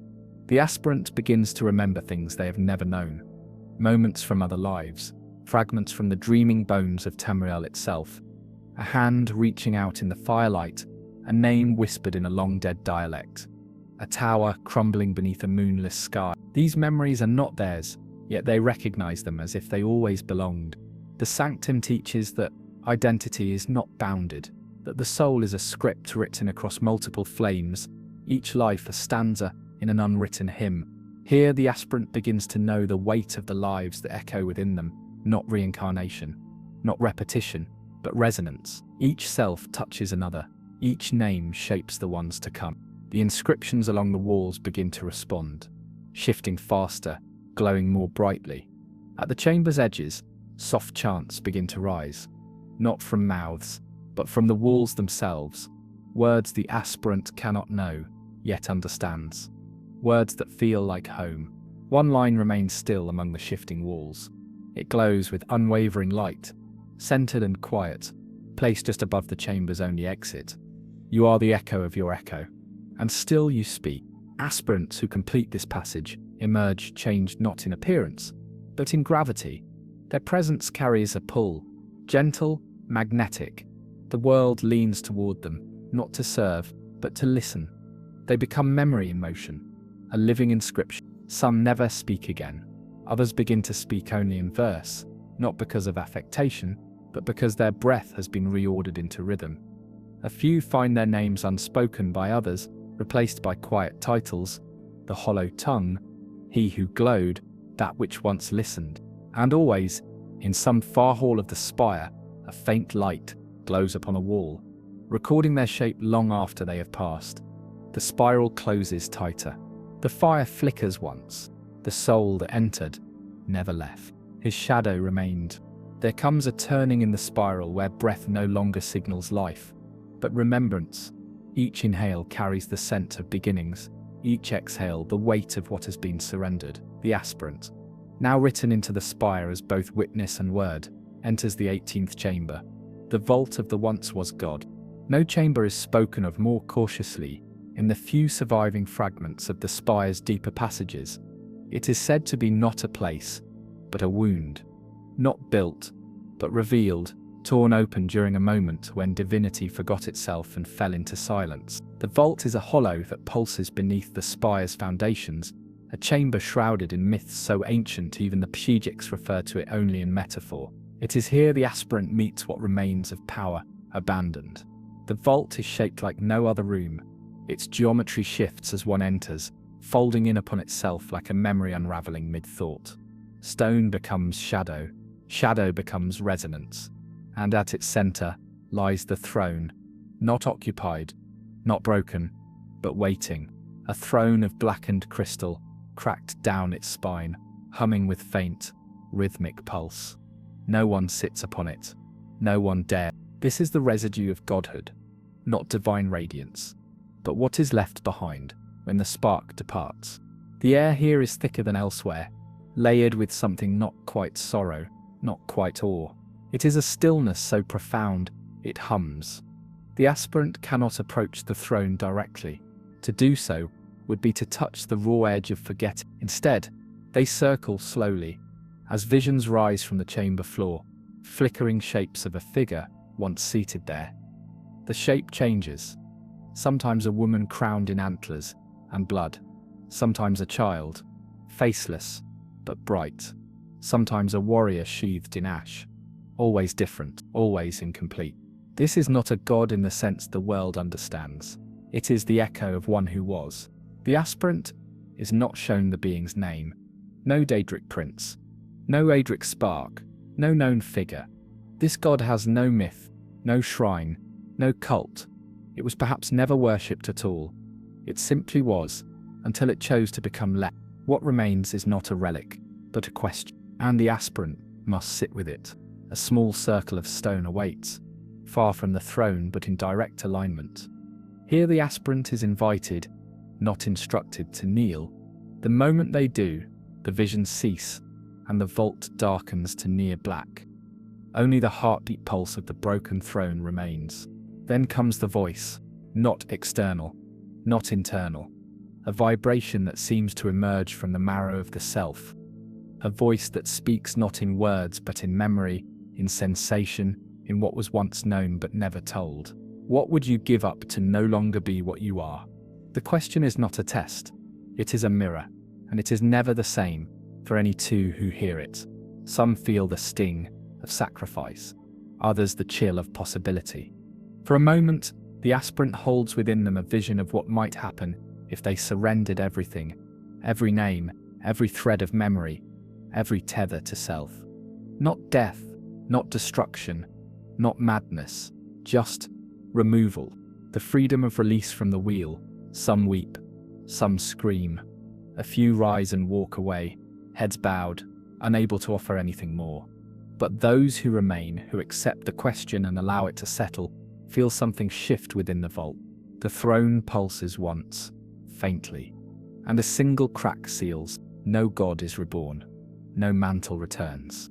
But a fragment of the once was god, some flickering echo of its choice, enters the aspirant. They do not gain power. They gain permission to choose to remain. For it is said that to be a god is to carry unbearable memory, and to walk away from godhood is to know freedom that even the stars envy. The aspirant rises changed, not greater, not less, but more fully present. They are not gods, but they are no longer only mortal. They are ones who have seen where divinity dies, and chosen still to walk. As they leave the vault, the throne recedes into shadow, the pulse fades, the spiral coils once again. The fire does not burn, it waits beneath the ash. The soul that entered never left. His shadow remained. The spire no longer offers resistance. It no longer tests, no longer shifts its halls to confound or unveil. At this depth of the spiral, the structure grows still, serene, watchful, as if the stone itself knows it stands in the presence of one who has stepped beyond choice and into presence. In this sacred stillness, the aspirant crosses into the 19th chamber, the chamber of the nameless star. It is said in the silent annals of the Dureni that this chamber predates the spire, that it once floated alone in the void, before Mundus found shape, before the towers rose from myth to matter. They claim it is not a room, but a celestial wound, a star that fell inward rather than out, folding into its own echo, becoming not light but remembrance. And it is here in this chamber that the aspirant must learn how to see without eyes. There are no walls, no floor, no ceiling, only vastness. The chamber is endless but enclosed, filled not with space but with presence, dense, thick, slow. The air tastes of starlight strained through time, and within this endless hush, a single point of light hovers, distant, dim, perfectly still, the nameless star. It does not shine, it listens. The aspirant is drawn to it, not by movement, but by longing. Each breath pulls them closer. Each heartbeat aligns with its quiet hymn, and with every moment, the aspirant begins to feel the star within them, as if it were not there in the void at all, but suspended in the marrow of their being, waiting to be remembered. There is no trial here, no task, no guardian, only revelation. The star is the self, not the self of memories or deeds, not the face worn in life or the voice trained to command. The star is the seed of becoming, the first shape, the untouched possibility, the moment the soul stirred for the very first time, before it took on flesh, before it took on name. To approach the nameless star is to return to that point, and in that return, to face the question that no god dares ask. Who were you before the world told you what to be? Some aspirants collapse here, not from pain, but from recognition. The weight of forgotten innocence becomes unbearable, not purity, but clarity. The sense of a self never harmed, never hardened. A self that never sought to prove or protect or perform. And that self still waits, beneath the layers of identity, beneath all magic and oath. For some, the star weeps, not with tears, but with warmth, a slow pulse of light that spreads through the chamber and into the soul, softening the lines carved by time and expectation. It does not change the aspirant. It simply unveils what never ceased to be. Others cannot bear it. They turn away not in failure, but in necessity. For the light of the uncarved self is sharp in its gentleness, too vast for some to hold without breaking. But for those who remain, who gaze into the nameless star and allow themselves to be seen, not as they were or wish to be, but as they once were when existence first breathed them into dream, a transformation occurs, not of shape, not of power, but of silence. They emerge quieter, as if each word now must pass through the stillness of the star before being spoken. Their steps fall softer.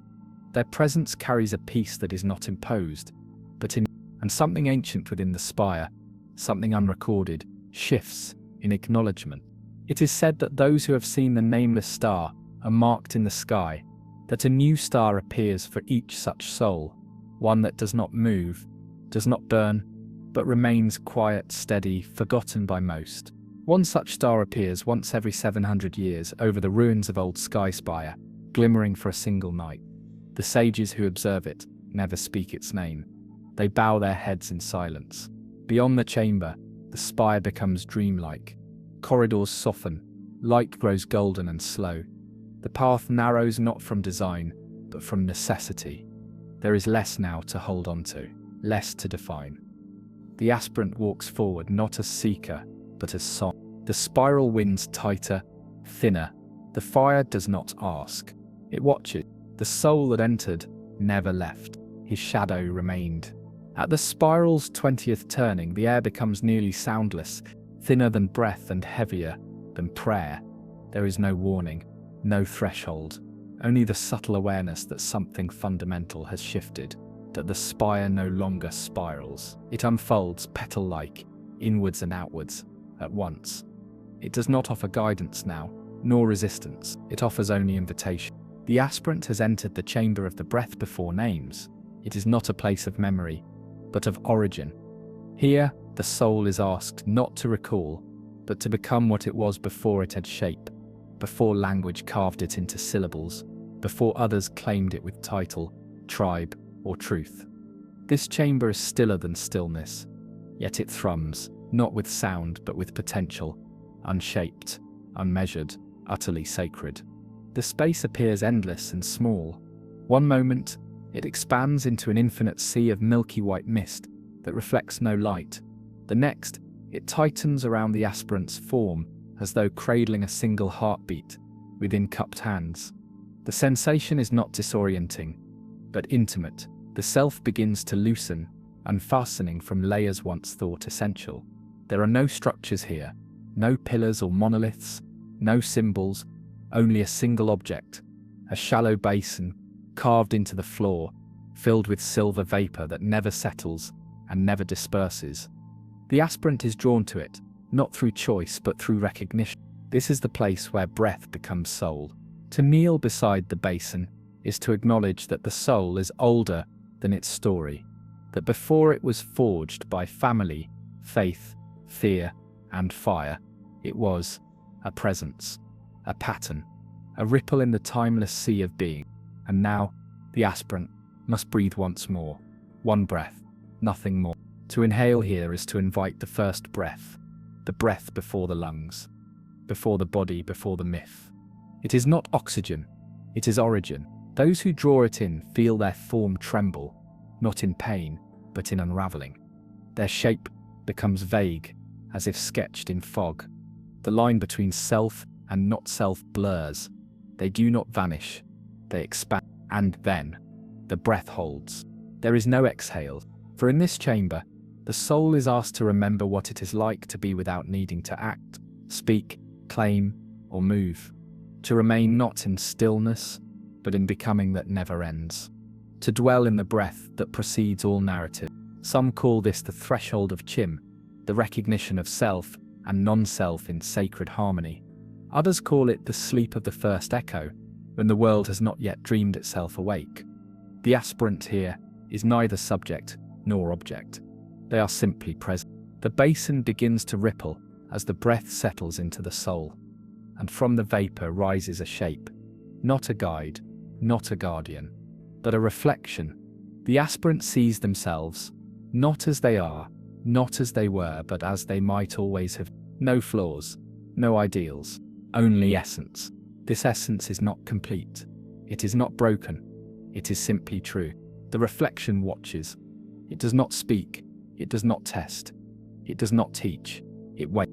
If the aspirant can meet its gaze without need, without desire to possess, defeat, explain, or become, it nods once, slowly, and dissolves back into the mist. Unknowing lingers. Not knowledge, but knowing. Those who rise from the basin rise lighter, not in weight, but in story. The narrative they carried now seems distant, like a song half forgotten, still beautiful, but no longer necessary. They do not remember the shape of the breath, but they remember its peace. It is said that after this chamber, The spire no longer teaches, it listens, and those who walk beyond this point do not return with tales. They return with presence.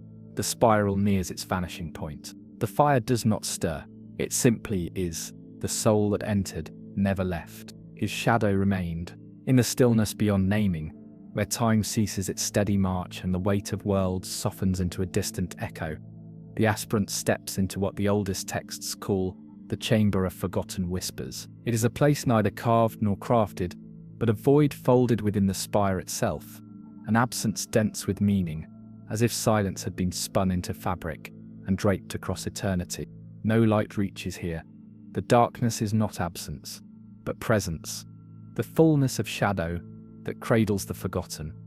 The air, if it can be called such, is thick with dust drawn from the bones of ancient dreams, settling slowly in a vast, unyielding calm. Here, echoes of lost voices reverberate, not as sound but as trembling impressions, half-remembered hymns, fractured prayers, and the sighs of those who vanished before their stories could be told. The aspirant moves with measured breath, each step pressing softly against the endless quiet.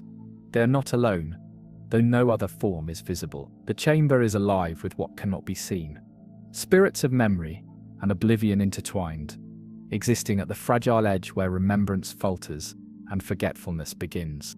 It is said that those who linger too long in this chamber risk becoming part of its silence, their names swallowed by the void, their essence folded into the great tapestry of what once was but is no longer. Yet here, amid the abyss of vanished time, lies a sacred gift, the chance to confront the weight of all that has been lost, not to mourn or to reclaim, but to understand.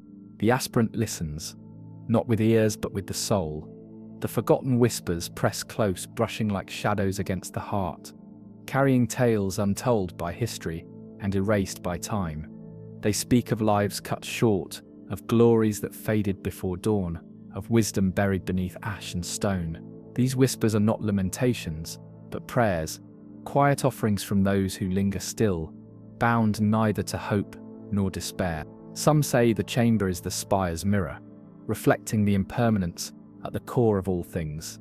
Others believe it is a sanctuary for the souls that never found rest, suspended between worlds, neither free nor captive. Recovered inscriptions hint at a paradox, that to forget fully is to become truly free, yet forgetting carries its own burden. The loss of self, the erasure of story. Within this paradox, the aspirant finds themselves drawn into a gentle unraveling, a slow loosening of the threads that tether identity. The whispers weave through the mind like a delicate tapestry, exposing the fragile architecture of memory, the shifting sands of truth and myth intertwine. The self feels both vast and fragile, a fleeting constellation in the vast night of eternity. Here, there is no demand for understanding, no call to action, only the sacred act of presence bearing witness to absence. Embracing silence as a kind of speech, the aspirant feels their being fold into the quiet, becoming a vessel for the unspoken, a keeper of the forgotten. As the chamber breathes with slow rhythm, the veil between past and present thins, shadows shimmer with faint light, revealing glimpses of shattered fragments, an ancient mask half buried in dust, a faded banner fluttering in a wind long ceased, the faint glow of a star extinguished before the dawn. These remnants do not beckon with sorrow, but with solemn grace. They are the spire's eternal hymn, sung without sound, felt only in the deep stillness, where all stories converge and dissolve. When the aspirant finally turns to leave, the whispers recede, not vanishing, but folding back into the silence, leaving behind a lingering resonance. It is a soft echo in the heart, a quiet remembrance of what once was and can never be again. The spiral coils tighter still. The fire flickers once. The soul that entered never left. His shadow remained. The spiral's quiet deepens as the aspirant moves forward, the weight of countless forgotten breaths settled like ash upon the stone beneath their feet. Ahead lies a chamber, unlike any before, known in whispered legends as the Hall of the Silent Covenant. This chamber is not built of stone or spirit, but woven from the very threads of promise and oath, suspended between what is spoken and what must never be uttered. Time slows here, folding upon itself like a silk ribbon, drawn taut, and then released. The air is charged with a reverence so subtle it might be mistaken for stillness. Yet beneath the calm pulses, a steady heartbeat, slow and eternal. The walls shimmer faintly, as if veiled in mist, bearing inscriptions too delicate to read, yet somehow felt. Fragments of ancient vows made beneath veiled skies, echoing with the weight of lives bound by unbreakable trust. The aspirant steps carefully into this sacred silence, sensing that this chamber holds the essence of covenant beyond all binding words. The space where souls pledge themselves, not to power or glory, but to a truth older than kingdoms, older even than gods. This is the promise made when the world was young, when the first echoes of creation sang through the void, and before the corruption of ambition darkened the stars. It is said that the silent covenant is older than the Thuum, older than the heart of Lorcan itself, an agreement etched into the bones of existence, a pact between light and shadow, order and chaos, self and other. According to heretical sources, this covenant shaped the foundation of the mundus and guides the unseen hand that weaves fate's delicate tapestry. Within the hall, the aspirant feels the presence of those who once sealed this pact, beings neither mortal nor divine, but something in between.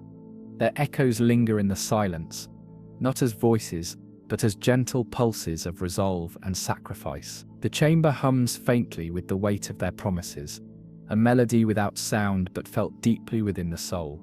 Here the aspirant contemplates the nature of vows, how words once spoken bind more than bodies or oaths, how promises carve shadows that stretch beyond time, shaping destinies unseen. The silent covenant is not a bond of chains, but a flame that burns without smoke, pure, enduring, and unseen. As the aspirant's gaze sweeps across the shimmering walls, faint images emerge, figures cloaked in starlight, hands joined not in struggle, but in solemn accord, eyes closed in the trust that outlasts betrayal. These visions do not command, but they whisper of unity forged in the crucible of existence itself, a sacred balance maintained by those willing to hold silence as sacred truth. Yet even here, in this chamber of ancient promises, the aspirant senses a fracture. Beneath the surface harmony, a subtle unrest stirs, a reminder that even the purest covenants may falter, that the echo of broken trust can ripple through the ages, like a shadow cast upon the sun. The crisis lies not in the covenant itself, but in the hearts that carry it. The aspirant is invited to witness this delicate tension, to hold within them the fragile space where loyalty meets doubt, where silence conceals both grace and grief. When the aspirant finally turns away from the hall, the shimmer fades but the pulse endures. The silent covenant remains, not as a burden, but as a beacon, a quiet testament to the power of promises made beyond sight and speech. The spiral tightens, drawing inward, like the slow closing of a flower at dusk. The fire does not waver. The soul that entered never left. His shadow remained. The spiral narrows further, winding ever inward into a realm where light and shadow entwine with a solemn grace, as if the very fabric of existence had been folded into a delicate veil of twilight. Here lies the threshold of what scholars call the sanctum of the unseen thread, a chamber less spoken of in open lore, preserved instead in fragments of cryptic scripture and the murmurs of secluded mystics. It is a place where the invisible bonds of fate and will are said to converge, a nexus woven from strands that connect all souls across time and space. Entering this sanctum is like stepping beneath an ancient canopy woven from moonlight and silence, the air dense with the weight of secrets, not meant for mortal comprehension. The walls, if such names apply in this domain, shimmer with a translucence that defies the eye's grasp, revealing glimpses of intertwined threads, some glowing faintly with the warmth of life, others cold and brittle, frayed at their ends. These threads pulse in a slow rhythm, as if breathing with the heart of the cosmos itself. The aspirant moves with reverence through this web of existence, each step guided, not by sight, but by a subtle sense of harmony. According to recovered inscriptions, scattered across ruins long swallowed by sand and shadow, the unseen thread represents the interconnectedness of all souls, a luminous weave that binds the destiny of mortal and divine alike. It is said that the weaving began long before the first dawn, spun from the echoes of the heart of Lorcan itself, and that to touch the thread is to glimpse the infinite dance of creation and destruction entwined.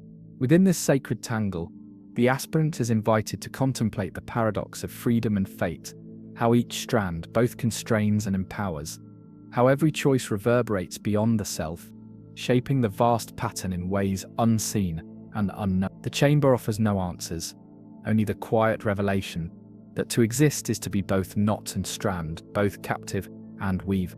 A subtle shift occurs as the aspirant reaches the heart of the sanctum, where the threads converge into a radiant core, a small orb of shimmering light that neither burns nor fades, but holds the fragile balance of all connection. This core is known in some lost tongues as the soul nexus, the silent hub where destinies meet and part, where every act of will is both seed and echo.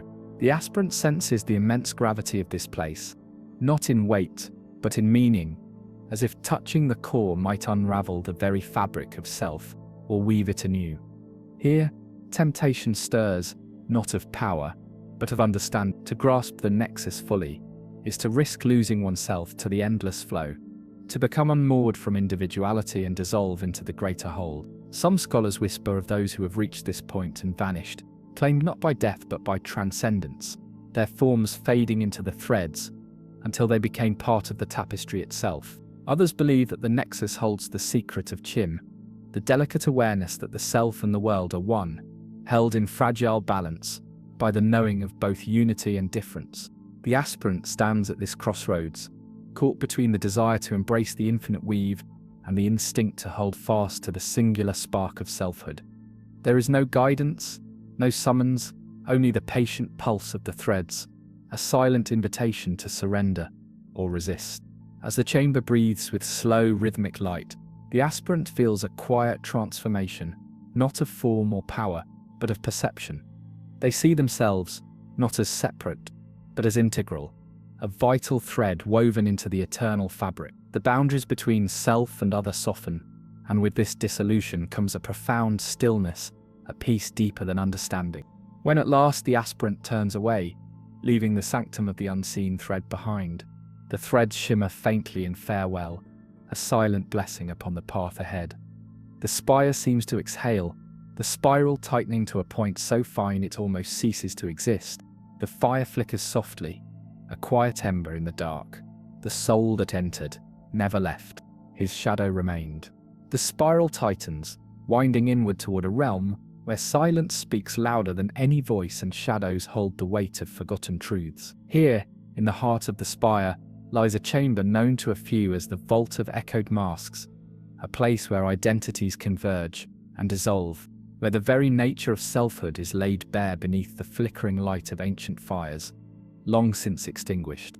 Time flows differently here, less a river and more a slow, endless unfolding, like the slow burn of embers in a midnight hearth. The air is thick with the scent of aged parchment and faded incense, as if the memories of countless souls, each wearing their own mask, had been sealed within these walls. The vault holds no mirrors, yet reflections abound, not of faces but of the many forms that the soul has worn through the eons, each a fragment of truth and shadow intertwined. The aspirant steps carefully into this hallowed space, sensing immediately the delicate tension between concealment and revelation. The masks here are not mere objects, but vessels, shifting shapes that shimmer at the edges of perception, half seen in the dim light. Some are carved from bone, others wrought from silver and glass, their features frozen in expressions of sorrow, joy, rage, and serenity.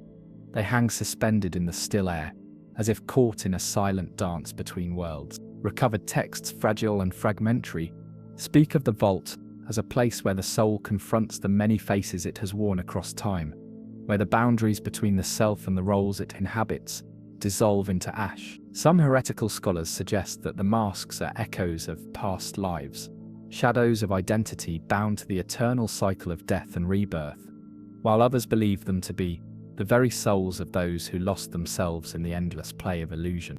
Within this chamber, the aspirant is invited to engage in a silent ritual of remembrance and release.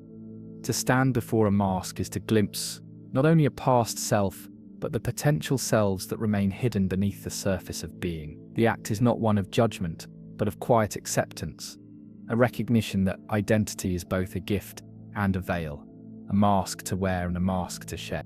As the aspirant moves through the vault, the air hums faintly with the resonance of unspoken names, and the flickering shadows seem to weave together into a tapestry of fleeting moments and eternal truths. The masks whisper in silence, telling stories that cannot be told, histories folded into the delicate fabric of existence itself.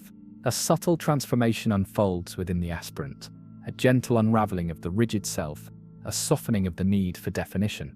The many faces held within the vault are not lost, but remembered, each a thread in the greater weave of the soul's journey. Here, in the quiet embrace of shadow and light, the aspirant touches the profound truth that to be whole is to hold many fragments, to be both mask and wearer, shadow and light. When the aspirant finally steps beyond the vault's threshold, the masks hang motionless once more, their stories suspended between silence and breath. The spiral coils tighter still, drawing ever inward toward a place where form dissolves into the eternal. The fire burns low, a whisper of warmth in the gathering dark. The soul that entered never left. His shadow remained. The spiral's winding brings the aspirant ever closer to the spire's concealed core, a realm whispered of in shadowed texts as the chamber of the heart-bound flame. This place is unlike any other, for it holds not merely the traces of memory or the echoes of past oaths, but the very essence of fire itself, a sacred living ember bound eternally to the soul's deepest longing and the endless dance of creation and dissolution. Here, time slows to a near imperceptible breath, as though the world itself were pausing in reverence.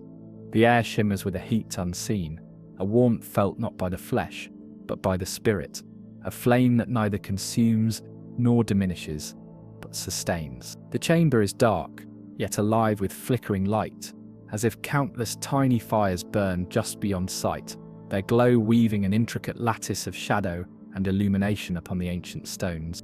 The aspirant enters with measured steps, each footfall softened by the hush that fills this sacred space. According to recovered lore, the heart-bound flame is said to be born from the very spark of the heart of Lorcan, a fragment of divine fire gifted to mortals to kindle hope, passion, and the restless yearning that drives existence forward. It is a flame that binds the soul to the eternal cycle of birth, death, and rebirth, a tether forged not of chains but of light and will. Within this chamber, the flame's presence is palpable, an eternal pulse that beats in time with the aspirant's own breath. It calls neither for worship nor mastery, but for recognition, a silent acknowledgement of the fire that burns within every being, the sacred spark that refuses to be quenched even in the deepest night. The aspirant senses the paradox held within this flame. It is both a source of life and a harbinger of destruction, a giver of warmth and a reminder of impermanence. To approach it is to accept that creation and loss are intertwined, that every spark must one day fade into ash, and yet, from that ash, new fires may rise. A slow transformation unfolds as the aspirant stands before the heart-bound flame. The heat touches not the skin, but the soul, stirring a quiet yearning, a flicker of understanding that transcends words. In this moment, the boundaries between self and flame blur, revealing the eternal truth that the soul is itself a fire, both fragile and fierce, fleeting and eternal. The flame whispers in silence, its voice carried not by sound but by a deep resonance within the aspirant's being. It speaks of journeys yet begun and paths long forgotten, of the countless souls who have come to this chamber, seeking meaning in the flickering light. Some are said to have left their flames behind, becoming eternal embers in the great hearth of the cosmos, while others carried their fire onward, igniting new worlds and new stories. As the aspirant finally turns to leave, the chamber's warmth lingers, a gentle embrace that follows like a shadow, a quiet flame burning softly in the depths of memory.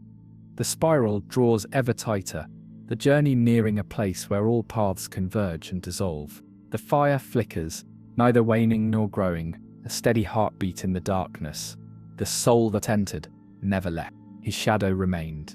The spiral's winding draws the aspirant into a sanctuary veiled in ancient silence, a place whispered among the oldest chronicles as the Hall of the Veiled Reverie. It is neither wholly a chamber nor mere space, but a liminal realm woven from the delicate fabric of dreams half remembered and visions never fully grasped. Here, time slips like shadow through fingers, and reality blurs at the edges, folding inward upon itself as if the world were sighing in quiet contemplation.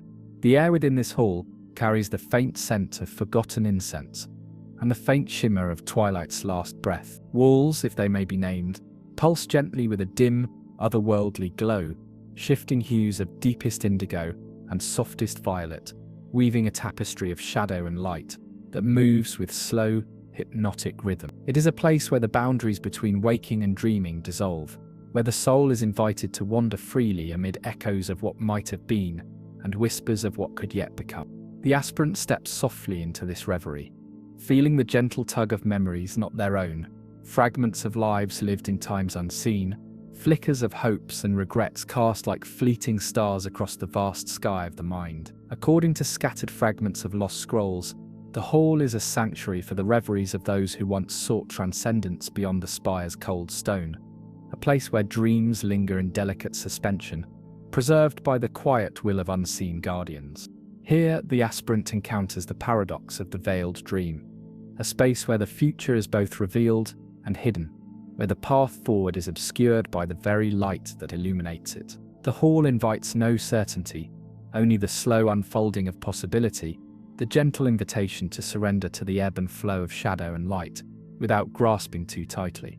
As the aspirant moves deeper, the glow shifts and coalesces into fleeting shapes, figures draped in starlight, faces blurred by time, hands reaching out but never quite touching. These visions do not speak, but communicate through a silent language of presence and absence, of longing and release. They are the reveries of souls bound to the spire's eternal rhythm, caught between hope and resignation, bound neither to destiny nor oblivion. Within this sacred space, the aspirant feels the slow unraveling of rigid thought, the soft dissolution of certainty into the quiet acceptance of mystery. Here, the mind is freed to wander the endless fields of possibility, to touch the shimmering edges of what might be without fear or need for answer. The hall becomes a mirror, not of what is, but of what lingers beyond, an eternal horizon framed by the soft glow of unreality. When the aspirant finally withdraws from the hall of the veiled reverie, the shadows fold gently back into silence, carrying with them the fragile imprint of dreams, half-formed and moments yet to come. The spiral tightens, drawing ever inward toward the still point at the spire's heart. The fire flickers softly, a quiet pulse in the gathering dark. The soul that entered never left. His shadow remained. The spiral narrows still, guiding the aspirant into a sanctum shrouded in the muted glow of ages past, a place whispered among scholars and mystics as the chamber of the waning echo. Here silence is not absence, but a presence, deep, resonant, and heavy with the weight of countless forgotten voices, each one folded into the shadows like a sigh trapped beneath ancient stone. The air is thick with the scent of old dust and faded parchment, as if the chamber itself were a tomb for memory, preserving in its hush the remnants of lost histories and dreams unfulfilled. The walls seem porous, breathing faintly with the slow pulse of time's long decay, and the faintest light filters in from cracks unseen, casting fractured patterns that shimmer like fractured memories upon the cold floor.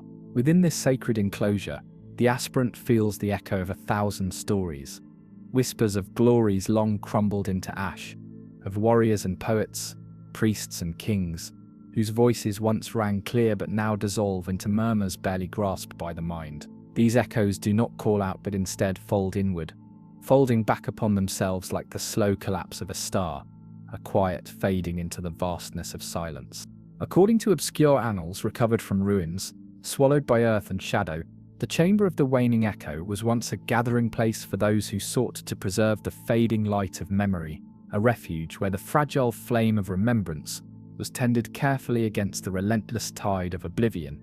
Here, the past is not merely remembered but felt as a living presence that shapes the ever-turning wheel of existence. The aspirant stands in the stillness, sensing the fragile tension between loss and preservation.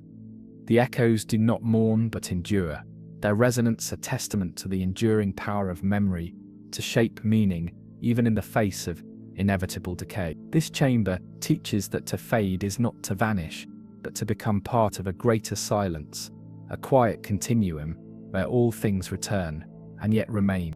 A subtle shift occurs as the aspirant listens deeply, the echoes folding into a single haunting chord that vibrates through the marrow and the soul alike.